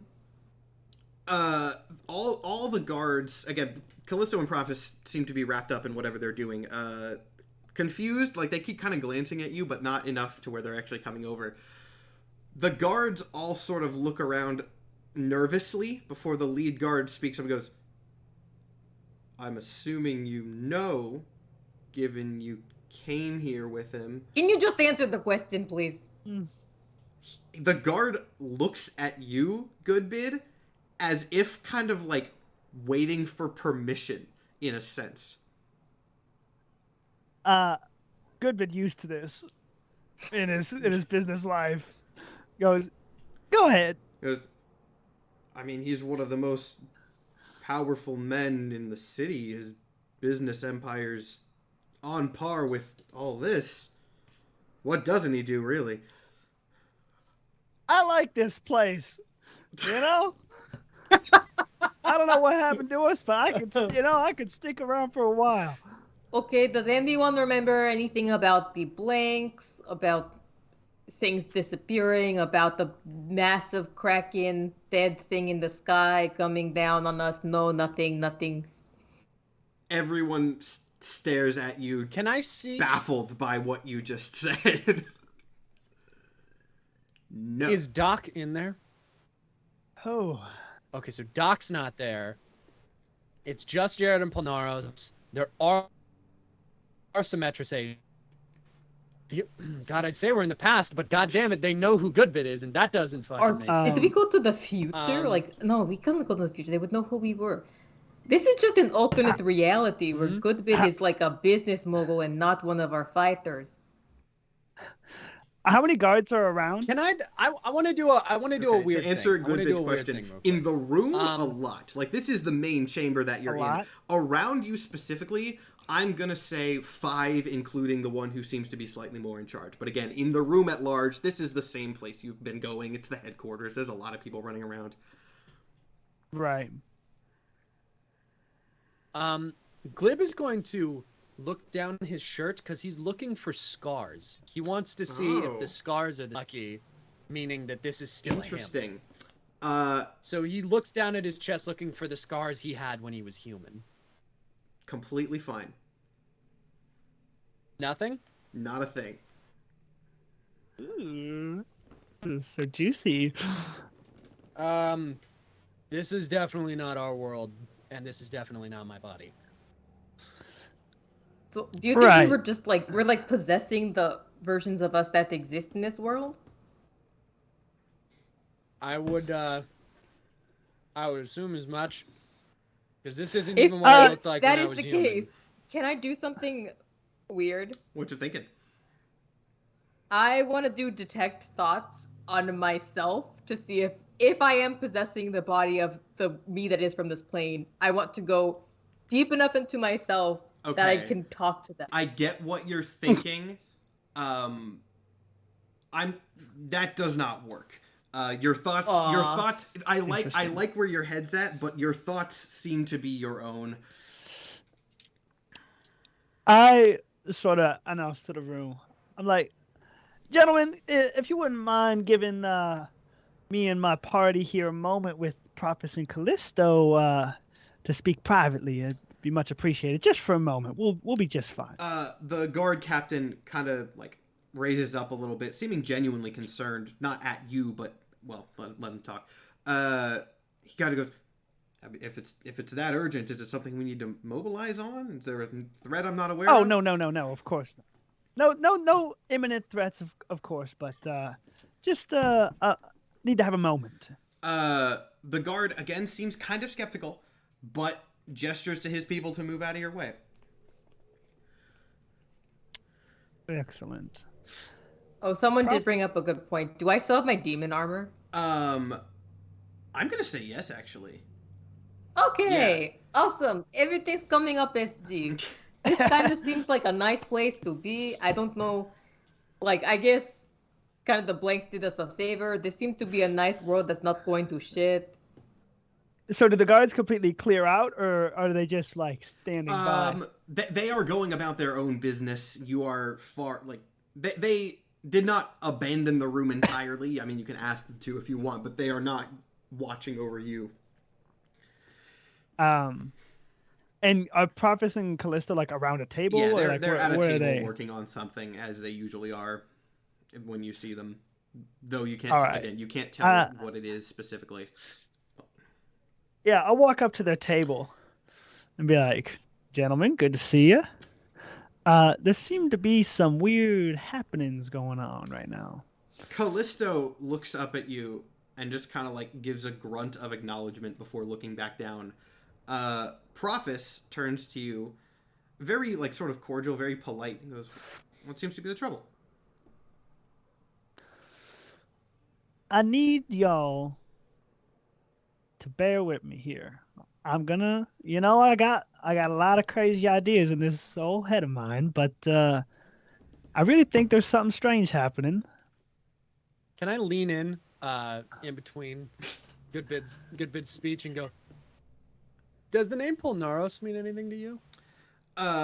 He kind of like winces at that and just like, yes, who was this? Gestures to Goodbid. A friend. It's actually part of the problem. See, according to my memory, you know exactly who this is. And you know exactly who SG is as well, but it seems like now nobody does. And it's quite curious to me because my memory is notoriously fantastic. At this, Callisto actually pipes up. Not looking up from the table, points at SG and goes, "I know who that one is. I'm sure you don't want me to, but I do. Keep tabs on that sort of thing." What do you know me for? Again, without looking up, he goes, "I know we let you operate generally as you will, but if you're going to bring such notorious criminals into my city, I'd like to keep tabs on it." Oh fuck! You're part of the that Order of the Eye thing. Remember? Did you? I don't think we're not criminals. Did you say that out loud, Glib? No. Okay. No, I did not. I was just curious. Calm down. Wait, so you're telling me that in this world I am known as a criminal? He looks at him and goes, "Not to most, but I know things that most don't. In fact," he looks around and goes, "I'm probably the only one in the room who knows. That's what you're good at, isn't it?" That's fair. That is a great compliment on levels you don't even understand. But I need you to answer questions for me. So, just imagine that we are not from this world. Just in like some kooky scenario, we're not from this world. Provius previously used to be Polneros. How did he become from Polneros to Prophis. How did that situation turn out? How did that happen? Glib leans over to SG and is like, hey, we just know that he knows the name. So we don't actually. He was. He looks up and goes, there was a group of people that handled it. And the group of people were who? He kind of shrugs. He goes, I don't remember their names. It wasn't as... You don't remember the names of the people that changed your husband from monster to elven person? That's odd, don't you think? It was a very, very long time ago. It wasn't that major of a thing. We handled it quite effectively. I want you to think about that. I'm sorry. Long time ago? Long time ago? How long ago are we talking here? A few 100 years, probably. Shit. Prophis kind of speaks up this. He goes, it was... Look, my chaos powers get a little out of hand sometimes. It wasn't that. It was like a few days. It wasn't that big of an issue. Right. Gentlemen, I think we found the source of our problem here. Again, I need you to bear with me. Can you physically describe the people that saved the day here? Callisto gives you a physical description of a couple people. It's vague. It doesn't sound like anyone you know. Including us? It does not sound like you as well. This is so weird. I don't... But Goodbid was there, right? He looks and goes, no, I think he rose to power long after. Oh, right. Power. Was one of the people that helped save you happen to be like girl, long hair, glaive, really nice dress, oddly dressed for occasions? It rings some sort of bell, perhaps. Fuck yeah! I didn't say that in character. At this, Callisto looks up and goes, "Is this the entire point of this conversation? We're busy, as you can see." I'm usually sure that we're from a different reality. Yes, that. I was just about to get there. Callisto turns immediately dead stares Glib and says, "Thank you so much for the input. Random man I've never seen before. I value your opinion so much." If I looked like how I actually looked like, this would be much more impactful. Okay, I have idea. So, this world is different. You know what we can do? We can just take our very easy leave and go to a place where we can get actual answers. What is the name of your old university? I forget. It's Glib. Glib is staring at SG and just goes, no. Yes. Prophis, we need to go there. Pipes up and goes, you can't if it's a university, it's probably Bowenberg, yes? Yes, Bowenberg. So what do you know about Bowenberg in this time that is definitely ours, where we definitely belong? What is about Bowenberg here? Still very skeptical. He gives you kind of the same spiel. It's a very, very, it's the premier magic university in the entire continent. He goes, it was built first and the town was kind of built around it. He gives you the normal spiel. Everything seems the same. So if we needed safe passage to there, could you provide that very quickly? Again, Prophis looks at Goodbid. Kind of goes, what's this all about, Goodbid? Listen, I'm gonna give it to you straight, man, like I always do. And I would like to tell them the timeline of our relationship throughout in as much detail as I can remember. If you want me to roll a persuasion to see if they believe me, I can. Yeah. Okay. Who? It is a 28. A 28 on persuasion. Okay. Shit. Prophis and Callisto seem... Okay, how do I phrase this? What you've just told them very much seems to register as weird because it is, like, you just told them that the entire history is very different than what they know. Very, very, very different. Mm-hmm. But you get the sense that whatever reputation you have here is not one for messing around. So the sense that you get is they maybe don't necessarily believe the specifics of what you're telling them, but they get enough of a sense of urgency that they can tell that you genuinely believe something is off. They don't fully believe you with a 28? Holy shit. Well, I mean, he just described an entire alternate thing. Like, belief that something is up is definitely going to be, like, the best that you can really get in this scenario. At the end of it, I just kind of want to be like, so if you just, knowing all that, and I know it's a lot, treat these two with maybe not the same, but at least half as much respect as you treat with me. And humor are questions and requests just for now, until we know more. Callisto looks at Glib specifically and kind of scoffs, getting the sense that he didn't respect Glib much in whatever history you just described. But Prophet seems more interesting.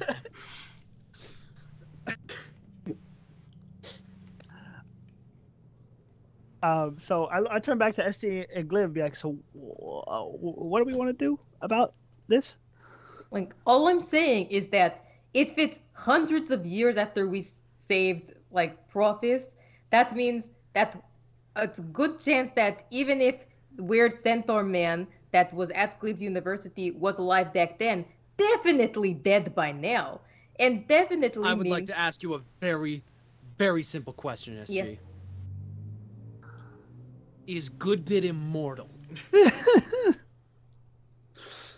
I don't know. Well, he's half out. Goodbit, are you immortal? He's a half out. They have like a crazy long lifespan. I do live for a while. How many hundreds of years can you live, buddy? At least a couple, if I'm lucky. If you're lucky. We are already a couple hundred years past the thing that happened. I very much doubt that this is the future. Especially if they don't know what the blanks are and this whole fucking city disappearing is, and they don't understand a goddamn thing he said. This is not our time. Do we want to leave? Like, it seems like a pretty nice place to be. I love this place. I mean, if there's some scenario where y'all can get out and I stay, I'll take it. But why get out? This is actually a lot nicer than the place we were leaving. That's what I'm saying. I'm sorry. Are you two seriously proposing the idea that we leave Mercury and Emmy behind? We don't know that they're not here. Just 'cause... Don't bring the boys into this. We don't know that a version of them is not here. They weren't with us when we left.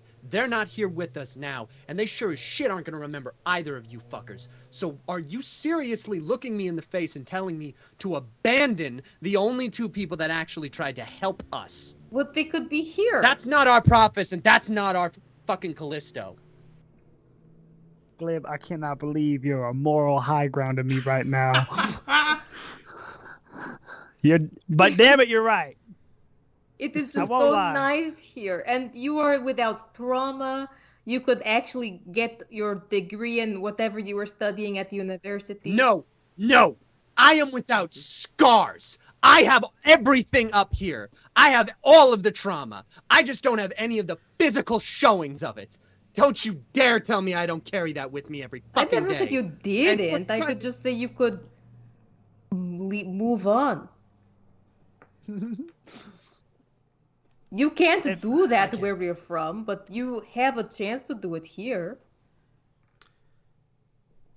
At this, Glib throws up his hand, and he's like, at that very all right, and he starts at that around. very genuine display of something is clearly up here. Prophis kind of butts in again and goes, "If you need passage to Bowenberg, like you suggested, we can make that happen. Something is clearly wrong. Don't know exactly what, but as much as I hate to admit it, generally, if it's in Goodbid's interests, it ultimately is in line with ours." And as always, I appreciate your trust. Things will get back to normal soon, I'm sure. Just got some things to buff around. Quick question for you. Prophis. I like you more than Callisto. We have a much better rapport where I'm from.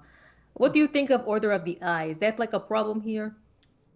He kind of like thinks about it for a second, seeming to like, he doesn't immediately recognize the name because, I think I vaguely remember some small organization, possibly a problem, if that's what you were saying. No.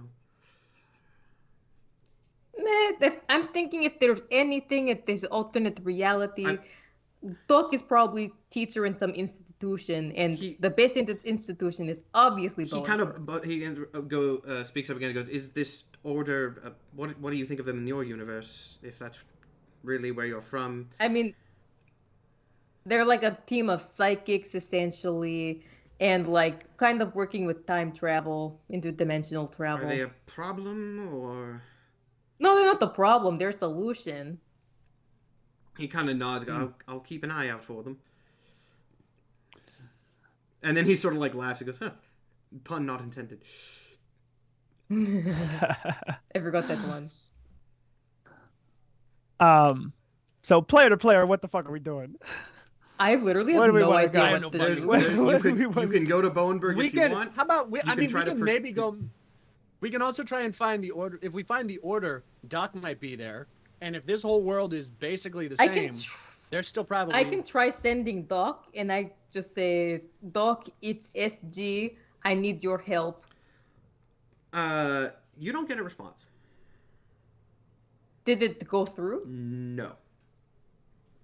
Well, fuck, I guess. Hey, Matt, do we still have Stick? Yeah, you do still have. You have Stick. You have all three of the things. Okay. Okay. Well, we just need a way to the train station because we need to be railroaded to where the fuck we're supposed to go. Don't, just go where you want. I say we try. Do we remember where the Order's hideout was when we went there the first time? It was in Rift Ridge somewhere, like on the lower levels, I think. But if you need magic, we know where to get it or how to get it. I'm just saying, and we have safe passage to the place where you could get your magic. I don't need magic. I need to get the fuck out of here. Okay. And the only person that I know will believe us wholeheartedly is that psycho motherfucker that never shuts the hell up.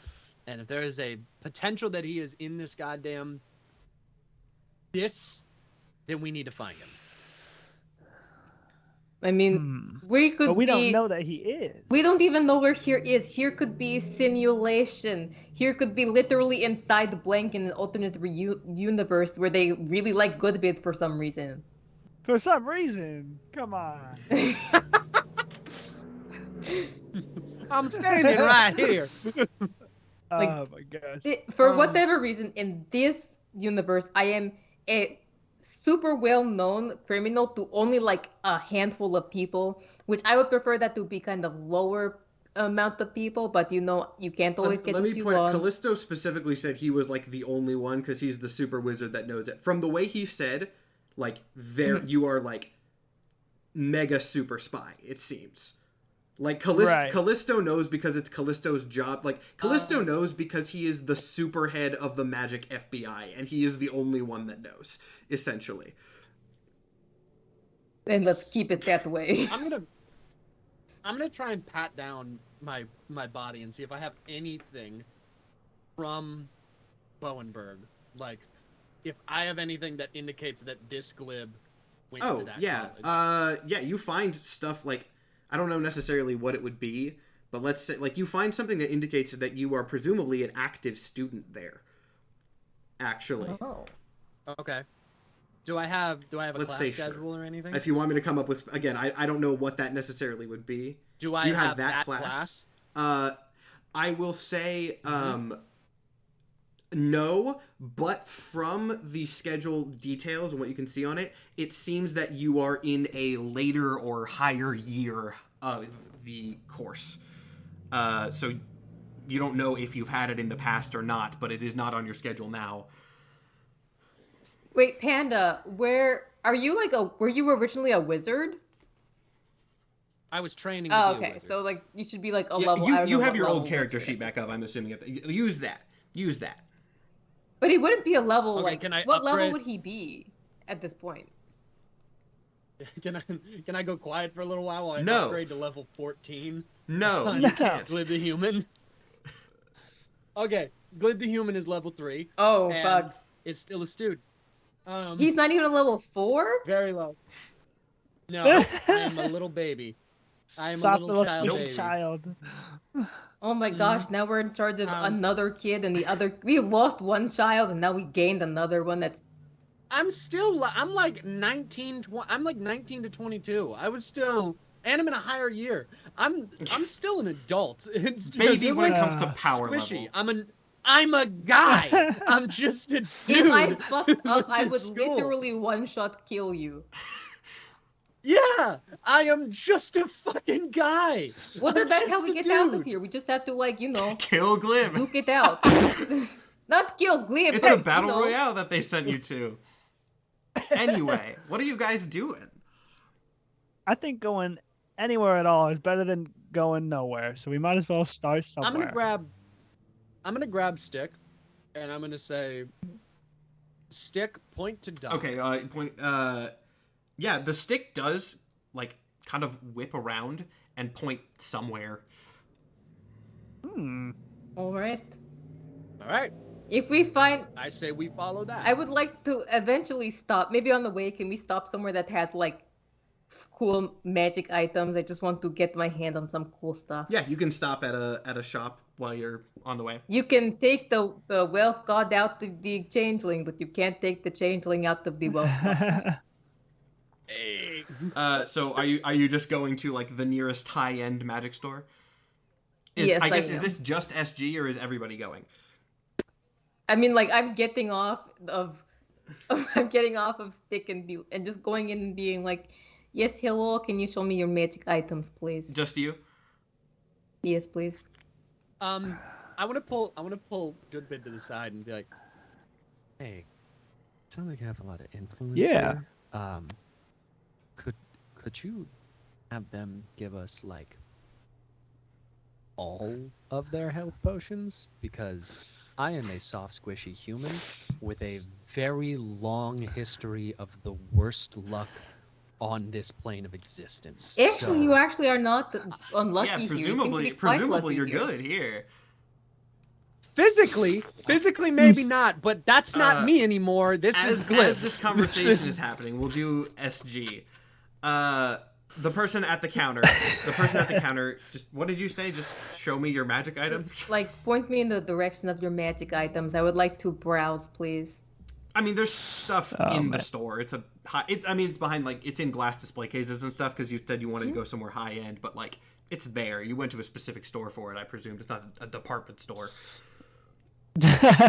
Yes. So typically, when you go to a store, people show you the stuff. So like, what do you have here? Okay, yeah, because you did just kind of like you Are walked you into a trying to clothing sleight store of and said, hand the "Point me to the stuff?" clothes." Like, but yeah, so the person behind the counter kind of probably go, "Well, is there anything specific you're looking for?" I just want to kind of have something that's very unique, different from my other friends. You see, I don't know if you know, like I'm traveling with sort of a big deal person. Hold on, let me find something interesting. And I just want to, stick out. I got so much clout here. The first thing I drew was Talisman of Ultimate point out Evil. that when Maybe I don't SG give you a points- Talisman of Ultimate Evil. I don't even know what does that do? Yeah, no, you're not. That's an immediate and resounding no. You've already got armor on, right? So like, you're not gonna try to give you any sort of armor because you're already pretty. I might be interested in an armor if you have, but not for myself. For my adult child next to me. I'm trying to find. Oh, are you all in? I thought Glib and Goodbid went to the side. Oh, are you guys outside? We did stay back, but I gotta tell you, if you still guys behind. walk in, this encounter goes differently. So I have to know. Yes, I'm. I mean, Glib Okay. just asked me to go in for him, so I probably Okay. head in. Immediately upon seeing Goodbid enter, The shopkeeper just like turns to SG and goes, "One moment, please." Goes and approaches. Goes, "Oh, Mr. Goodbid, I wasn't expecting to see you in today. Is there anything we can get you?" Oh, please. I'm just traveling with my friend here. I believe you were already helping them. Oh, you're an associate of Goodbid. I'm so sorry. I'm so sorry for the transgression. Yes, what can I do? This is going in the review anyway. The person seems genuinely worried about that, but just kind of like continues showing you. I pulled out something that's more interesting. Takes you over to a display case. He goes, "Well, if you're looking for something offensive, we have these wand of lightning bolts. It's quite a powerful offensive tool." It's a nice thing. I'm looking for something a little bit different from that, but thank you. Any sort of any specific? Are you looking for something defensive, utility, just some sort of unique thing to have in your arsenal? We've got many It's things. like a unique item that you can't get anywhere else. It needed to be as exclusive as possible. Extremely exclusive. The shopkeep keeps babbling as the DM looks through his options of cards. That's Me personally, I could oh, go ahead. use an assortment of healing potions if you have them. Planning a venture, a business venture of sorts that would benefit. I'll say the shopkeep turns to Goodby and goes, "Oh, well, apologies, sir. I can certainly give you some if you would like, but the alchemist is a few doors down. I can run over it if you need." Oh, we could stop by. It's all right. I'm gonna go. The shopkeep then turns back to SG, goes into another display case, and pulls out a strange sort of translucent box. He goes, "We have this cube of force. If you would like something more on the unique side, it's essentially a portable force field that you can carry along with you. This might be helpful for your uses." That does seem very interesting. Like, what does it do? The cube is about an inch across. Each face has a distinct marking on it that can be pressed. It starts with 36 charges and regains 1d20 charges daily at dawn. Basically, there's a lot of things that this does actually. It's a little cube, and you can press the cube, and it expands into a 15-foot cube centered on you, moving with you. That is basically a force field, as best I can tell. Does it deal damage? This is annoying. It says each face has a different effect, and then it doesn't say what those effects are. I maybe pulled a bad card for this. Let me search. It No. like You that could sound be like you good for pulled a Blitz. really fun box card. I like this. Okay. Oh, there's a whole bunch. Okay, there's a whole bunch. So, pushing a face changes the effect. You push one, the barrier becomes exclusive to gases, wind, or fog. Press 2, it blocks inorganic material. It says walls, floors, and ceilings can pass through at your discretion. You can set it to block exclusively living things. You can set it to block exclusively spell effects. And you can set it to block everything. Okay, I think I And really deactivate like it. this item. It's just a really Maybe cool this- force field cube. This That is is very very nice. interesting. I kind of like this. This is going to go in your review. Thank you. As a matter of fact, I don't even think. Did you say healing potions were just down the way Yeah. over there? The shopkeep nods. Well, we won't need to buy as many now that we got this. I'm glad I could be of assistance to you, sir. Yes, and what was your name?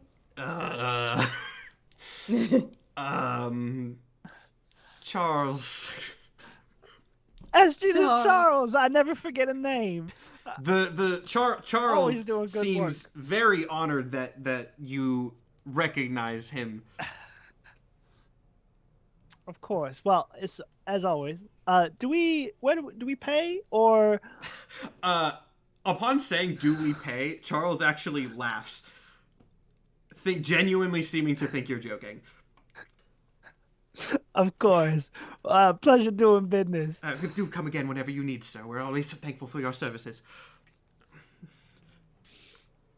Ta Put it ta. on his tab if he has one. Thank you. Goodbye. Charles kind of chuckles again at that.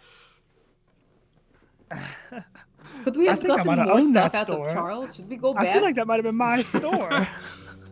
Can we just go back and get more stuff at this point, or is it like too late? I actually You have can never... walk back in if you want. Like I'm not shit going to into a stop bag. you.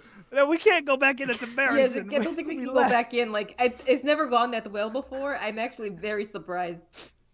It's crazy. Caught me off guard. Do you own any more stuff? I think I own everything. We're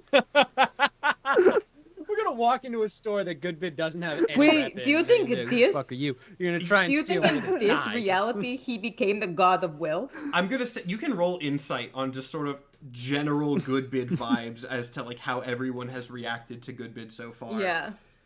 Every single not- item we've touched has a little GB on it.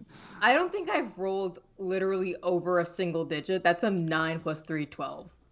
Can I roll insight Yeah, as you well? probably get advantage on it. It's you that Heck yeah. you're doing It's here. me. Man, it's gonna be hard to kiss this place goodbye, but I hope we can keep the cube of force. I hope we can keep it. those were some abysmal rolls. I got a 15. Okay, I'm gonna do. So I have some note on like how to sort of frame this. Goodbid, what if Goodbid could hit his like ideal peak goal? What would that look like? Oh my gosh, probably exactly what we're seeing. I'd probably have. I mean, he's not a good guy when it comes to modern day capitalism. You know, he would have a monopoly on every He's the corner of the market. Oh my god, he's the one slur. He would basically have his hand in every basket possible, making money. You know, probably the richest guy in the world if it was up to him. Okay, that's exactly the vibe you get from this. Wow, I should have said more stuff. Oh no. Oh no. Yeah, Yes, I just realized realized something this. from Guys, I the just realized description Yes. of This is a dream, isn't it? what? This is a dream. I don't know if this is a dream, but I definitely think I this want is the Momo to ideal roll a reality. perception check really quick. I think this ain't a dream. I think this is a vision of what is to come for me. You know, I think. You've got to be fucking kidding me. That's a Having the 7. time. Okay. Can I get like no, an you're nothing. advantage? No, you don't notice anything. Yeah, I'll give you Can I that. try? 'Cause I Yeah. okay. Perception, right? This is what's gonna It has to happen. be stupid, I Glib. Why does it have to be work stupid, hard. Glib? I know. I don't even have to have perception because Come on. I'm just gonna do Pray this. for me here. Uh, Fuck me. Oh my god. Oh my god. Are you sure Glib didn't bring us bad luck? Are you 100% sure? I just got a not fucking. I on psychic that. glance. I psychic I'm glance dumber Dream. after having What? thought of that. I psychic glance dream. In the realization that this I is a don't- dream, I just say dream out loud and psychic glance him. Read me how that spell works. I don't think that's. That is an intelligence saving throw. Read me more of how the spell works. Sorry. More It is a and range more. of 120 feet. So if he's within 120 feet Yeah, of me, Dream is not within 120 feet of you. that is unfortunate then. Then it just doesn't work. This is what happens when you apply yourself and you work hard and you don't stop and you keep on keeping on. That's the American dream. That's like a very What's that? That's a I dead have society. I have a question as the DM fuck is about the lore of America? my universe. What's America, real quick? Someone No, didn't brief me. America. Nosebleed. America. It's Thank a you for dead saying it in a different society. accent. That cleared it up so much for me. It is a dead society that was once where Riftreach was, but at the very bottom. I don't know. I'm None making of it this up. is canon. Ignore every SG is gaslighting as SG does. Anyway, what are you guys doing? SG just made up a location. I'm still following still. Okay. I'm outside. They came outside and I am just standing here. I did for a second go, all of this feels a little too good to be true, but that's it. Because I did roll a 1 trying to look into if I thought this was just an ideal Player reality. me wants to roll for that, but character me would not. So I will not be trying to see if this is All a right, dream are at you all. guys following Glib or are you going somewhere else? I imagine I do want to I'm swing not. by and get. I was waiting outside. I do want to swing by and get health potions. I imagine that encounter is I pretty was much gonna the say, same. unless you explicitly want to do something differently, we'll say the encounter pretty much plays out the No. same way. As much as I would love to boost my ego, I imagine it's about the How same. many potions are you wanting to take? I mean, how much do they heal for? One. How much does one I mean, heal there's different for? tiers of them. I'll assume that you want the I best. would get the Yeah, best. let me Yeah. look. Let me. He's good let me bit. look. I love This it. is the first time good I've bit, ever had to goddammit. look at health potions in this entire damn campaign. Wow. Look at us. I'd like to be at full health. Episode 11 of season 2. 20 I'm more episodes in. like 30 down from getting hit by Circle of Death. Supreme healing is 10d4 plus 20. 10. Wow. So what would that be? An average of 40 hit points? Yeah. I think Wow, that's more than my entire Oh, we health. forgot your I'll level grab eight. like That's double my entire I'll grab, health. That's since I'm now under the assumption I own this store and don't want to ruin this good bids market too much. Are I'll you grab kidding like me? 3. Can I OD on health potions? I have 20 max health. It would I- automatically heal you to max. You wouldn't have to roll. That's incredible. I'll just grab 3. All right, you grab I- three and, supreme healings. Keep it going. You're gonna bring this to Glib and he's gonna look at it and be like, I can't drink this. What we got? I might die. It's gonna heal you again. so much This that the might counter ticks re-kill back to me. 0 and you disintegrate. I also grabbed 3. I grabbed 3 and I've like put it on good bits tab. All right, so you got health potions. Assuming you're all back together again, you're just following Stick to presumably wherever Doc's location is. Yes. Yeah. I imagine we fly. Just for flavor, as Glib is walking, he is getting the general. He's like looking down so he can still see the feet of like he's walking behind everybody. The feet of those two in front of him, but he is staring at his hand because for the first time in almost a decade, he's looking Okay. at human skin. Has it really been do a decade? and again. An insight check Almost. for me. Because that is, well... God. Wow, your audio disintegrated. That was how loud you screamed.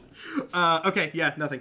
So you guys follow Stick, ending up in front of... You go for quite a while, ending up very much outside the center city of Rift Reach, not in like this very shady areas, in kind of just like a sort of like maybe a lower middle class area. And you see kind of like a sort of cheap looking temple with the Order of the Eye logo on it, and that's where the thing seems to be pointing. Cool. All right, in we go. Here we go. You go in. I would also like to say, Glib has taken his cape down and put it over his shoulders and head, because he's not 100% convinced this Glib does not have bad luck, and is trying to protect himself. You as much enter as the possible. building to see what looks like Doc, though a more put together, like calm version of Doc, less frazzled, who kind of like stands up from a sitting position and comes over to you guys and goes, "Hello, what brings you here?" He doesn't recognize me? It doesn't seem to. He after a moment, I guess to say, he kind of like looks you up, and I'm assuming you're in your normal form. Yes. He sort of like he seems to acknowledge you as a changeling, but does not really recognize you specifically. Oh, hello, it's me, SG. Hello. Guy, I'm gonna tell you right now, this is gonna sound really weird. We're here with the pieces of a time machine that you gave us. Doc kind of We have a Doc Jared. looks at you, all of you, and then just sort of lets out a very calm chuckle and goes, "Oh, I haven't seen one of those in quite a long time. Dream from a past age, I suppose." Well, we have one, or at least the pieces to one. Do you know how to get it started? Well, it never really worked. Huh? Well, How? You're here. You're Doc from the future. kind What do of you like mean? walks over to what looks like a closet in this temple and opens it, and there's just like a crap ton of all 3 of the pieces just damn. in there.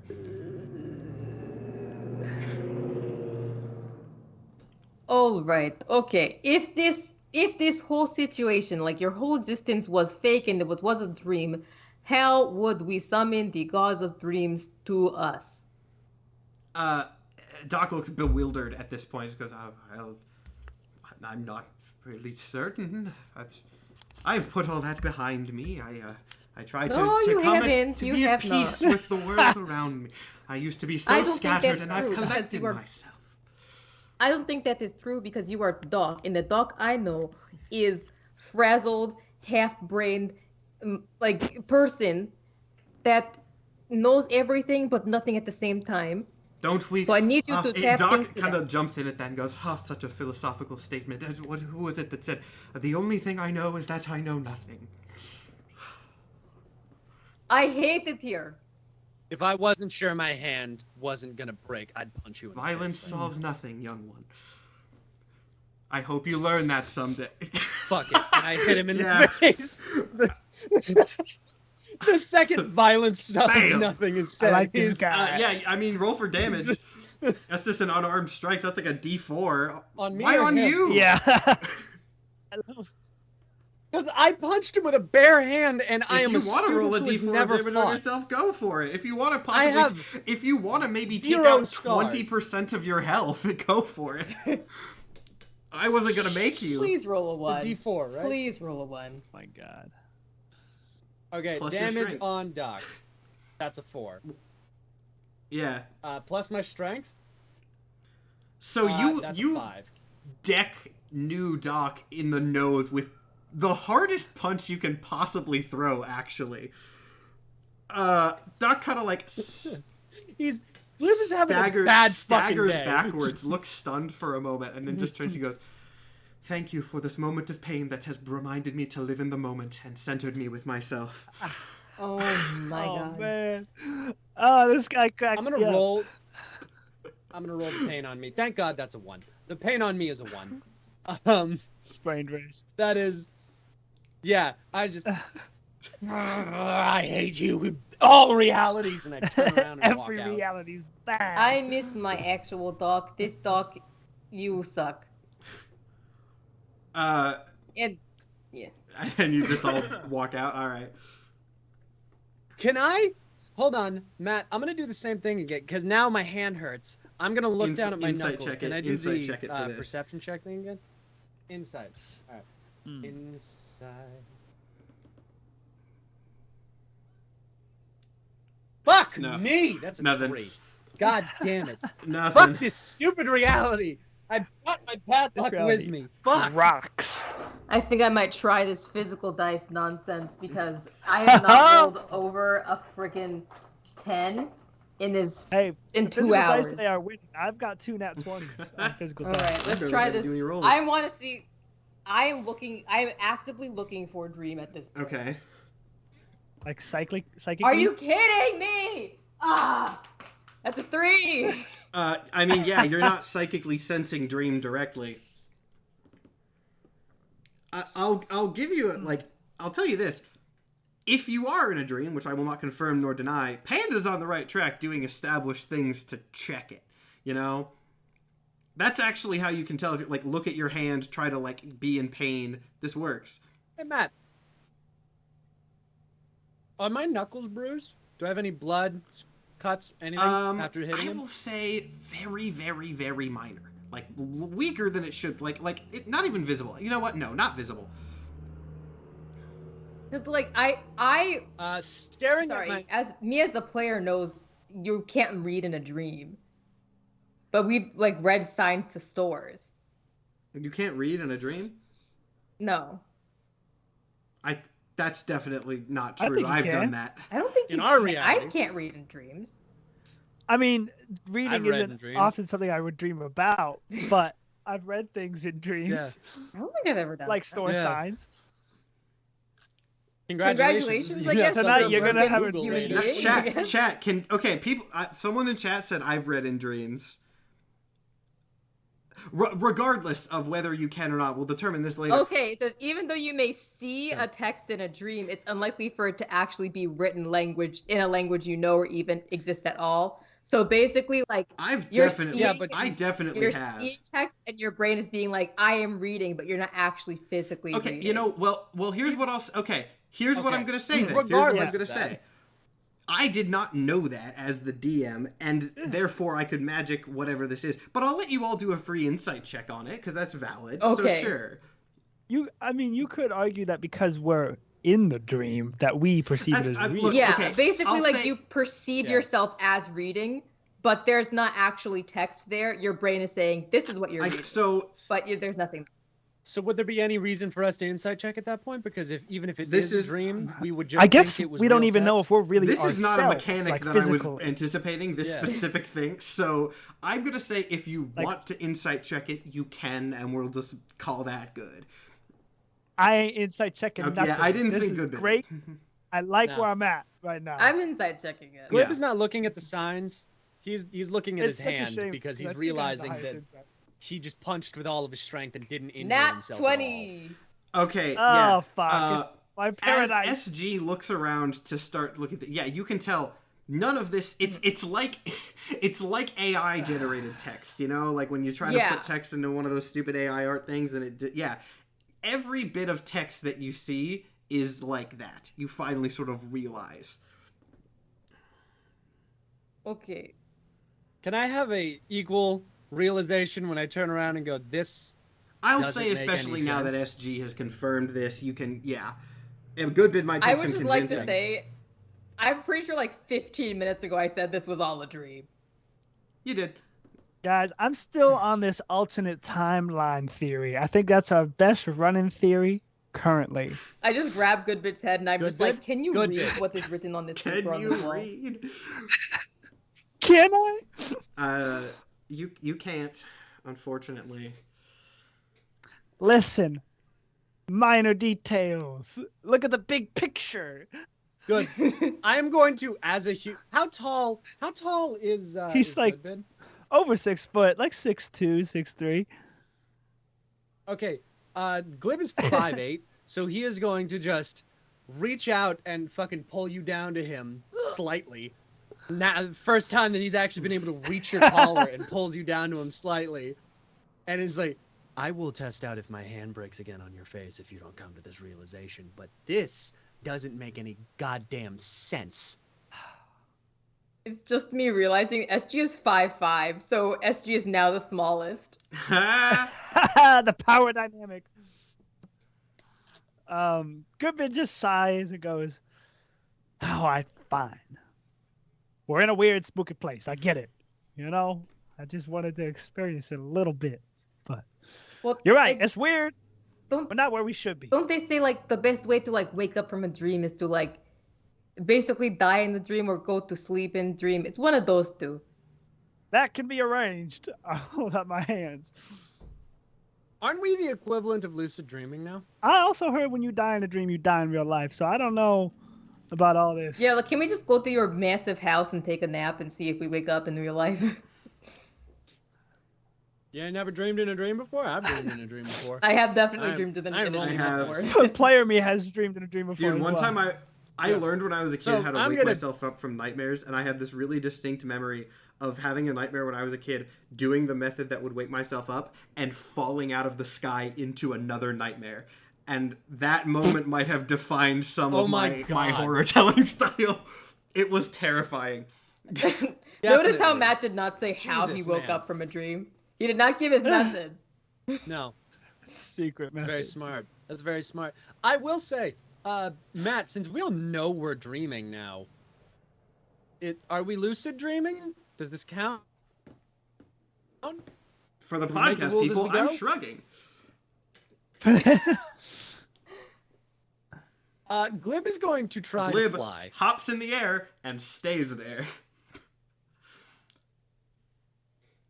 Remember when I said this session had potential to get really fun? So,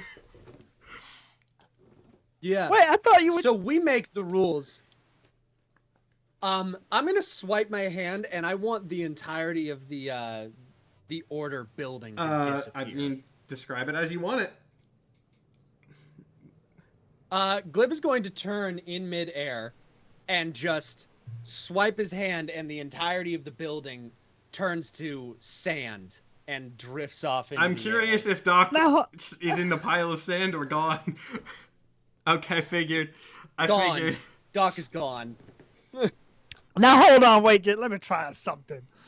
And then out of the sand, pillars of humanoid figures form into different Goodbids, and they all just say, "I'm Mr. Goodbid, because I only be conducted good. I'm Mr. Goodbid. I'm Mr. Good." Goodbid my proceeds God. to do Oh the my weirdest God. possible thing that he could have done.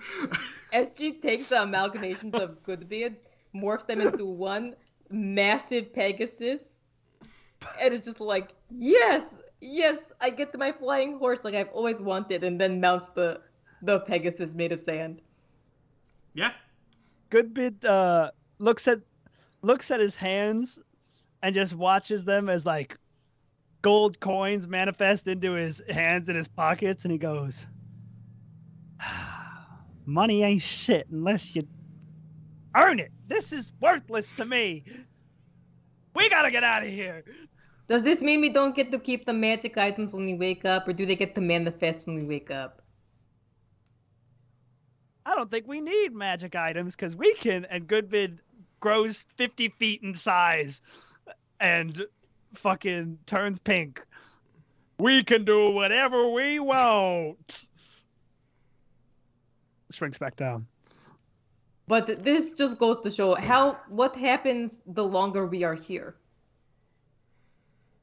I'm gonna turn to what I'm assuming is just what was behind us. It was just a before street, the and now empty you've lot disintegrated where one of the buildings, so buildings it were. wasn't anything remarkable. I'm gonna look at the empty spot where the street used to be, and I am going to yell at the top of my lungs, "Dream, get out here now!" The sand detonates in like a full-on nuclear blast, throwing you backwards against the wall of the other building. And when the sort of smoke clears from it, you see the more human form, not the, fancy skeleton form of Dream standing there. Yeah. Just kind of looking sort of partially amused. I forgot he was actually a dude. Did you think this was gonna fucking work? I mean, he points at Goodbid, goes, "That worked for one of you at least." You bastard! You play to my wants and needs. Needs. Money and power. Money. I I love the idea that SG in canon looked over at Goodbid. that is really funny. That this was like Glib got his human form restored, all of the physical evidence of his trauma gone. Presumably, whoever tormented him is in some sort of bad situation, and Goodbid is like, "I was rich. No." I was so wealthy. And it means nothing could solve fate. Everyone respected me. Give us back My- Polnaros now. Dream smiles and goes, "All right." And from behind you, Oh, no, the no, tower explodes as the damn full what? form of Polaros in Oh. centipede monster mode just Biggest bursts fuck out up of it. ever. That was such a dumb thing to say, Momo. I fucked up. Can we still control shit? Can I be like, "It's all a dream, baby," and fucking turn Polnaros into butterflies? Are you trying to outdream the god? I'm gonna of try my dreams? hardest. So, as the giant centipede monster begins to sort of crawl rush towards you, it's been a while since we've seen him in this form. I'm gonna shapeshift into Kylan. Okay, you shapeshift into Kylan. Yes. At Goodbid first, you said you were trying to turn him into butterflies. Yeah, just I'm Something imagining nice. you sort of do this as like your finger gun spell cast thing. You sort of like yeah. everything around Polnaros kind of turns into butterflies, but Polnaros himself does not. Also seems unfazed by Kylan's appearance. Well, this was my place. I transform into the Kraken God immediately. All right, yeah. And immediately try and start grappling Polnaros. Kaiju fight. Yeah. Let me pull up Kraken. Actually, do this on your end, Panda. Pull up Kraken stats. That's your stat block now. Just Google it. It'll show up.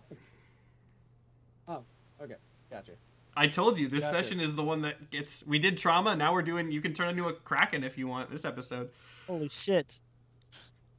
It's like one of those things where you can do so much that you don't even know what to do.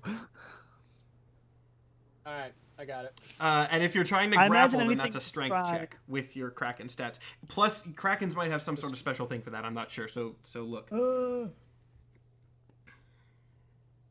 Okay. That's gonna be what, D20 plus D20 strength plus the modifier. And do we get the feeling that Dream is physically here with us? You get the feeling that this is Dream's direct realm of power, and physically here probably works very differently for him. Right. But whatever he does and is actually fucks with us, is what I'm guessing. Like, I couldn't... That is gonna be... Yeah, That's with your 28. massive Kraken form, unleashing the full power that you've had access to in a small piece for a very long time now, you are easily, with your massive tentacles, able to restrain Polnaros. I mean, he's still struggling, but... Yeah. I'm gonna use the wings and fly immediately into the air, and I'm gonna try and crack him like a whip. That's badass. I'm gonna have you make another strength check for that, but yeah, go for it. This is crazy. Oh my gosh. If this... That's another 20. Wow. The centipede man gets cracked like a whip by the giant floating Kraken that was Glib. He immediately after, because I'm assuming it's like when you crack a snake like a whip and just... You said that very casually, as if most people have seen someone crack a snake like a whip before, which I don't think people have. That's how like snake hunters and shit Okay. kill snakes really quickly, is you grab it and you whip it out to snap its neck at like I learned as something fast today. speed as you can. But Um, I'm gonna assuming Google it's like a video that. of this actually. I'm just cracking snake like whip. Oh, gosh. That's something. I'll watch this later. But yes, I do. Okay. Oh wait, did I find it? Hold on. Now I'm on a rabbit hole. Yeah, it works. It works. No, the page is Okay. Fine. I'll do this later. As soon as Polnaros goes limp in his hand, he drops Polnaros and immediately transforms back into frog form Glip and lands on the ground in front of Dream. Dream kind of sort of looks you up and down. Goes, not bad. Snaps his fingers. The ground opens up into a pit under you, and you just plummet downwards, at which point it seals immediately. He then turns back to SG and Goodbid and goes, maybe a different one. Snaps his fingers again, and out of the sand that's kind of behind him, it forms into the gigantic kaiju form of Aldor. Oh, fuck. I don't even remember how he beat that guy at this point. I don't remember. I mean, I don't think you beat don't think Polnaros we by did. cracking him like a whip. It doesn't have to be No, the we same did way. Okay. Oh, goodness me. I almost want to be like, I transform into a biblical angel and then just vaporize the thing. I mean, is that describe it. This is your dream sequence that you now have control over. This is where you get to go nuts. Actually, no, I'm not going to do that. That's a lot more work. I'm just going to turn into a blank and then, like, full on take his bending. Wait, this is Aldor. You're just deleting Aldor. I'm just deleting it. Yeah, I mean this Deleting. again. This works. You can. It functions as intended. Oh, All right, God. then I whip my head around at Dream and I do the Emmy thing where you're just up next to them and I say, "How about this?" and I put my hand on him. Dream looks at you and goes, impressive, impressive. I wasn't expecting somebody to pull that. And kind of flips his hand up slightly, at which point you rocket into the sky, just vanishing entirely. I feel like he's so now it's just good bid. And he goes, actually, Dream kind of looks at you and goes, you know, you can stay here if you like. Time flows differently here. You'll have enough before your body is erased. Bid, I swear to God. Good bid, I swear to God. Good bid stands there and he puts his fingers between his brows. He's like, the money here is worthless, which means this place to me is worthless. And Goodbid turns solid gold and goes, at this point in time, the most valuable asset in this place is me. Show me what you got. You just turned solid gold. Mm-hmm. He looks at you, sort of like, almost like disappointed in a way, and he was like, you had the most to gain, but whatever. And he snaps his fingers again, at which point the gold of your body starts melting into basically just a puddle on the ground, at which point your vision goes dark. Now at this point, this happens in the sequence that which you vanished. All of you wake up in the same field that you were in, where Jared sort of like plummeted you out of the sky in a way. Their sky is, well, we'll get to that in a second. Jared is kind of hovering over you, looking very, very, very concerned. All of you have, your bodies don't feel great, especially your heads, and you kind of get the sense that you fell out of the sky, all got knocked unconscious through some sort of machinations of Dream, and that is what sent you there. There is no blank standing next to you. That seemed to also be part of the Dream sequence.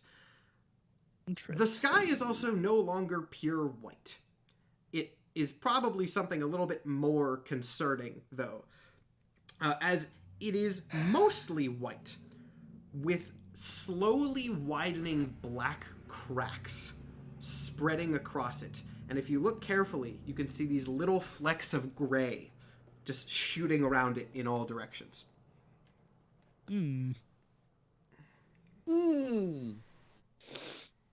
Okay.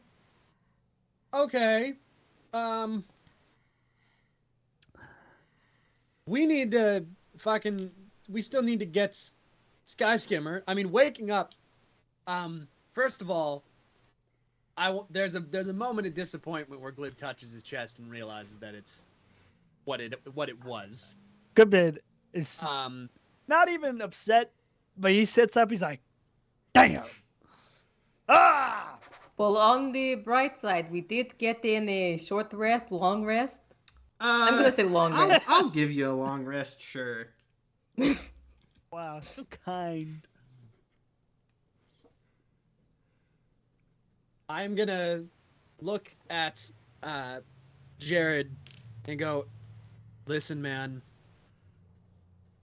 I don't care if you need to put down the emerald or the ball or whatever the fuck. You need to teleport us to Sky Skimmer now. Jared kind of like looks at you and then looks up over the horizon and goes, what about that? And points up in the sky to see there is a very large silver object seemingly streaking in your direction very quickly. I don't know what that is. Can we get like some kind of perception check on it? Yeah, you can perception check it. And that's a 15. That's a 7. Good bid. 21. All right, Goodbid sees this first with Goodbid's eagle eyes. You look at this thing flying towards you at extremely high speeds and notice it looks like kind of familiar in a sense. And as it approaches, you can tell this looks like sky skimmer, but a very different sky skimmer, one that has been upgraded, streamlined, enhanced in some way. It seems to be made of metallic materials now. And as it approaches, you see Mercury and a certain familiar pure silver warforged frantically waving at you. Shit. From the deck of the ship as it streaks inwards. I can't believe my eyes. Wow! I totally remembered that you existed. They're not quite there yet. They can't hear you. Can I turn to Goodbit and go, who's the big fuck? We did some business in Bowenburg with them. Barry, the wolf. Yeah, remember, like, he was being irritating, so I told him to go away and, like, figure it out, and I accidentally let him loose in, like, the never-ending library. This is the robot that we forgot. Yeah, that one. We didn't really forget him. It's more okay, like we just kind of left him there. But he seems in good spirits. Yeah, he seems to be fine. He's fine. Everybody, we did not mean to do that. Absolutely. After this conversation, a very short period of time passed. Sky Skimmer is going faster than you've ever seen her going before. The ship lands. Nice. And Mercury and Barry very quickly gesture for you guys to come and get on.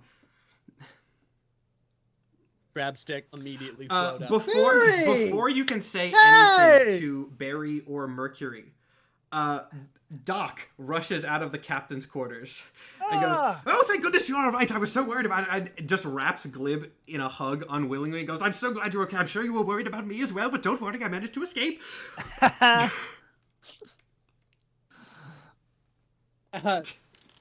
immediately, as soon as he's done hugging me, I'm just still. After very, like, just enough to be awkward. Doc. Yeah, I don't hug Doc. I do give him a great handshake though. Doc kind of pulls away, makes grabby hands for Stick and the other pieces. Goes, "Oh, I can install them now. We're just going to use the ship." Here you go. Doc grabs Hesitant.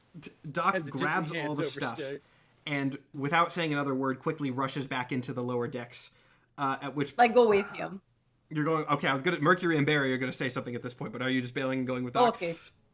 You can if you want. I'll listen to Barry and Mercury. Yeah, Barry and Mercury kind of gesture you guys over. It's like, Mercury sort of first, speaks first, definitely wanting to get the first word in. He seems in an incredibly good mood. Still kind of intense because there's like an active, alien invasion sort of thing going on. But he's got his ship back. It's a spaceship now, and he's very excited about it. Heck yeah. It is. He's very, very excited about it. He goes, "I'm sorry I had to steal the notes, but I figured after the whole Kenyan incident, you wouldn't want to let them go with somebody, so I made a call, and it seemed to be the right call. I'm hoping it worked out well. I remember you telling me about this metal man." Barry kind of waves his hand. "So I figured he would be of some assistance." Loving the upgrades. A little screen pops up from the deck of Sky Skimmer with like a little emoji face on it that gives you like a wink and a smile and then dips back down. Oh, Sky Skimmer, you can now communicate with us. This is fantastic news. I love your new outfit. What the fuck was that? Barry kind of pipes up and goes, "Okay, so I did what I could to upgrade the old ship. It should be ready for whatever nonsense you guys are doing. Doc's gonna maybe need some time to get all the stuff in place. And there are also, I don't know if you guys noticed the alien things." He gestures up at the sky. Yeah. Mercury kind of, speaks up again at this point and goes, "Okay, so, here's a problem. Apparently, once we start messing with all this time-space stuff, we're going to be very detectable. Yep. So we're going to have to move fast and maybe die. Hopefully not. I'm going to cross my fingers that we can avoid that. But we're going to have to run a lot." Nothing new to us recently. Do you know where your the dream guy? Have you seen him? We haven't. Yeah. Kinda. kind of. Not here, not really anywhere. He might know. He But- might know where we are because we did see him. At this point, you hear sort of just a rumble from all around you. By the way, the sky is still like actively cracking at this point, with the pieces that are gone just seeming to vanish into nothingness as the blank are beginning their official deletion of the world. You don't really like the rumble. Seems sort of familiar in an uncanny way to the dream world that you just experienced. You know how those sort of dream deja vu things can happen? It's very much that. Okay. How long do we have? Mercury and Barry look at each other, and then they look back at you and go, I was hoping you would know that one. Okay. How long until this is ready to go? Doc kind of screams up from the lower decks. He goes, somewhere between 5 minutes and 3 hours. Can I just do something real quick? I want to imagine that all of the pieces to the time machine are back in my hands.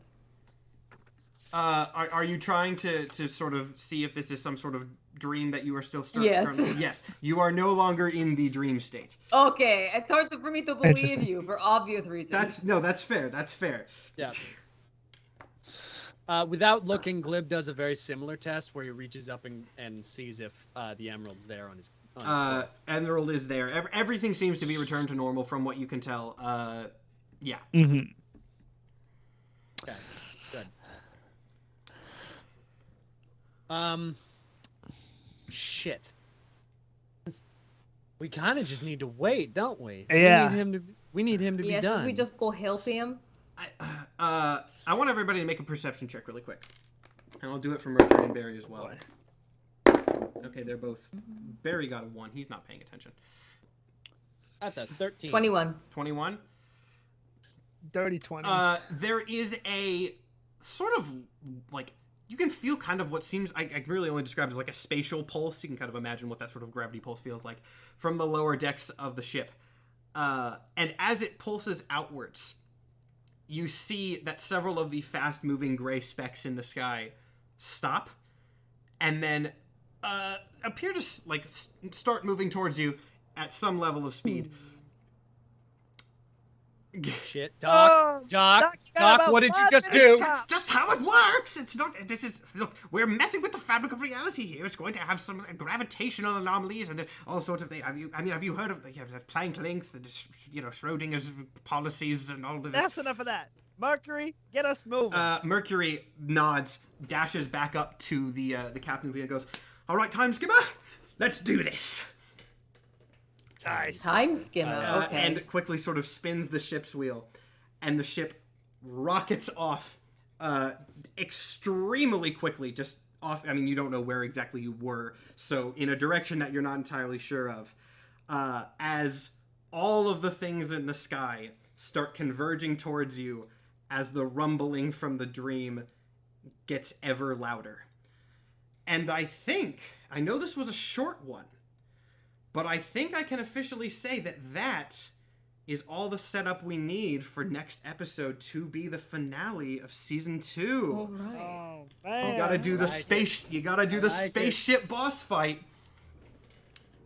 Oh, Yeah. man. Question: do we get to keep any of the magic items? You we don't imagined? have any of the magic items that you imagine. Oh no! Yeah, at least we got a long rest I out was of it. so excited to have this circle. Hey, this cube of you have force. It sounds so. have a scientist who has knowledge of space stuff. Maybe you can get Doc to make you one. It's like, Doc, I know you're actively ripping space maybe and not time apart, now. but can you make a cube of force? Maybe please? not now. But yeah, that was. I don't know if this was officially mentioned last week, but Nikhil mentioned that I explicitly forbade him from killing Mercury and Barry because Mercury's your pilot, Barry's your engineer, and Doc is your scientist on your spaceship crew. Gotcha. So yeah, that is, again, I know this was a short one, but I kind of have to be careful to measure the finale to make sure that that's in a good place. And I think this is an excellent point. Someone said almost 3 hours is short. Yeah, basically, but yeah. Yeah, for us. A less traumatizing episode, I hope. I knew this one was going to end with cool spaceships, so I figured that would probably dampen any sort of trauma that we had. This was a great episode. Yeah. Good bit got to. We just suddenly became Treasure Island. Oh, you say suddenly. I have so many cool space things planned. It's gonna be great. I'm gonna take some Spelljammer inspiration. Most of it is very much still mine, but like some mechanics I might be pulling from Spelljammer. But That's all you need. No, in the it's not gonna be the mechanics. lore. I'm not using the lore of Spelljammer, but the mechanics of how space works, I will probably be pulling some of those. And yeah, I'm not going to say anything about season 3 yet, but you'll start to get your first sort of official hints next week. Unless everyone dies, in which case I'll have to figure out something else. I really Everyone hope no looks one horrified, dies. but you know what? Good That's bit never fine. dies. Oh, a lot of people are saying, please tell me Emmy is on the ship. You didn't ask. Should I leave that as suspense for next week, or should I tell I just you? assumed Emmy was with I mean, us. Emmy said that they would be. It was not explicitly mentioned, so technically the players don't know, but I will tell the audience as the DM. Emmy was not leaving, so yes, presumably at least Emmy is on the spaceship. And yeah, I think I can say this now. I've said it before, so most people probably know. But should I sort of officially announce the title of season 3 now again? That should build some hype. You can. Because it won't. Yeah, I think people will Hell yeah. understand most of it at this point. But so we had the Symmetry War first, and then it changed to Symmetry Godforce. And season 3, the official title. I'd show you the logo, but it's not made yet. Maybe I'll try to make one by next week. The official title for Symmetry season 3 is Symmetry Backspace, which works on a couple different levels, I think, because things are getting deleted, and also you've got a spaceship that time travels. So, Symmetry Backspace, not starting next week, but you'll get the setup next week. I hope everybody's free. I didn't ask. I should be. Probably. Okay, you know what? That's gonna have to be. We'll figure something out. There will be something next week. But yeah, I hope everybody enjoyed session 11. No trauma maybe a little trauma. Very, very little trauma. There was no trauma. I mean, there was potential for glib trauma, but he handled it like a champ. I mean, I just thought that being able to go live the didn't life you were believe- supposed to have would be healing and not I was traumatizing. wondering how long it would take for people to realize that it was everyone's like ideal scenario. And I liked the timing of how it worked out. I think the timing worked out nicely. That was very nice. I did like that. It turned out very, very good. I think the only reason that Glib did not believe it is because now he's like, no, we're doing shit right now. We're in the middle of shit. You can't give me my perfect world in the middle of everything. Someone in chat also asked, did the real Canyon die or was it a clone? I will tell you the real Canyon died. I will also tell you that this now explicitly more than ever is a time travel involved campaign. So who knows? Really? But yeah, on this note, plugging stuff. I'll toss it to you guys to plug personal things, and then we'll do our merch and our Spotify and all that, and then we'll wrap up. I just dropped a song. Yeah, That's and about it's it. good. It's really good, real y'all. good. It's so good. It's real good. It's It's awesome. technically like a anti-hero villain kind of song, but you know. I think you actually. I love the short little TikTok video. Yes. You did Thank for it. you. That was really cool. Thank you. That was really cool. I think you told us this, but I don't remember. Is the album cover? It's not supposed to be Good Bid necessarily, but it's very close. It is Okay, not. yeah. It's not supposed to be good bit. I just have an obsession with evil businessmen. Fair enough. It's so funny because then I saw the album art and I was just like, I see. He does have an obsession. It's all lining up. It worked out. I get worked it. out. It's just a trope Someone that I asked like. what the name of it is, Nathan, if you want to. Oh, yeah, I should probably say that. It's called Do And What I Amy, Gotta. being on top of it as always, already linked it directly in chat Oh. and Spotify, so you can click that right there. Excellent. Add it to your Again, villain it is playlist. very good. It's different from what I normally do. I but like it. I added I it like to my it. playlist immediately. And then Heck yeah. I talked about this on Twitter because I found it probably more amusing than I should, but I was literally listening to the song and I got a text from Nathan during it, and I was like, that's really funny. You summoned I'm it. everywhere.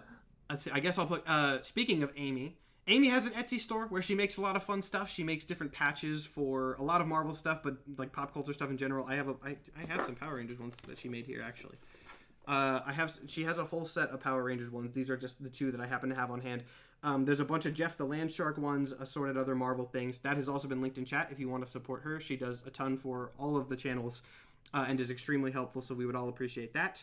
Momo, Panda, you guys got anything to plug, or do we do the show stuff? Just show stuff. Just show stuff is the plug. In that case, we have the episodes posted every Wednesday. We actually have a solid upload schedule now. Yes, we have them posted every Wednesday on Wednesday. Every Wednesday on YouTube. Don't know how I mix those words up. On YouTube and on Spotify. Links to those have been put in the chat as well. Spotify, it goes live 10:30 every Wednesday morning, and then on the YouTube, because of uploading, it just kind of does this weird thing with checks that it does upload like around 7, but then like for whatever reason it's silent for the first 10 minutes, so it's completely up. And okay, I don't know why it does that, but it just does that with their uploading schedule for whatever reason. It is silent for the first 10 minutes, and then it's fine after 10 minutes. The video, like there is no audio on any of the video for 10 minutes after it is uploaded. Yeah. It's not like the first 10 minutes of the video is muted. That's correct. It's for 10 minutes after the upload, the audio is broken, and then it fixes itself. So if you see it uploaded within the last 10, 15 minutes, come back in 10, 15, 20 minutes. And it should I don't know fine. why it does that. I've tried to fix it. Yeah, I don't know. But then, if you go to our Spotify, it'll take you to a support page that we have. The episodes are free on there. We just have the support page linked for convenience, so we only have to have one. You can support us there. That would be greatly appreciated. But if you click through it, you can get to the episodes as well. It is not a necessary subscription. We also do have... And our Patreon is coming soon. Yes, we have Spotify questions as well on there, the weekly questions. We talked about those earlier. We have merch. The merch link has been put in chat. And also, another thing. Thank you, Amy, for reminding me of this. I also stream other things. I mean, if you're on my Twitch, you're already on my Twitch. But I'm extra plugging that now because all of October I'm doing charity events every Monday. I say every Monday. It actually is going to be this upcoming Monday and then October 30th, not 31st, because I'm pushing it off Halloween because I figured people will be doing things. But this upcoming Monday, starting at 8 p.m. Central, I'm going to be doing my next charity event. I'm working with a group called Gamers Outreach. Their whole thing is that they give game consoles to hospitalized kids. I'm a type 1 diabetic, which is pretty common knowledge. I was hospitalized for that when I was 9, so I can very personally speak to the importance of having like distractions and things like that to keep moods up during that very possibly traumatic time. The charity streams are super fun. I would explain the lore that we have, because there's lore to it. It's expansive, but you're going to have to come to the stream if you want to hear the elaborate lore of the charity streams. Is that vague? Yes. Am I being vague on purpose so you attend? Yes, but it's for a great cause. So show up to that if you can. And yeah, I believe that is everything. So, unless I'm forgetting anything, we will be back next Friday, 6 p.m. Central Time, with the finale of Season 2 of D&Dorks. I'll promo it on TikTok. We'll do stuff for it. It's going to be a very fun time, very chaotic episode. I kind of know what to expect, but, I'm sure these people will surprise me, so it'll be a fantastic time. You should all attend. It's going to be great. But for now, have a great rest of your weekend, and we will see you later. Bye, everybody. Bye-bye.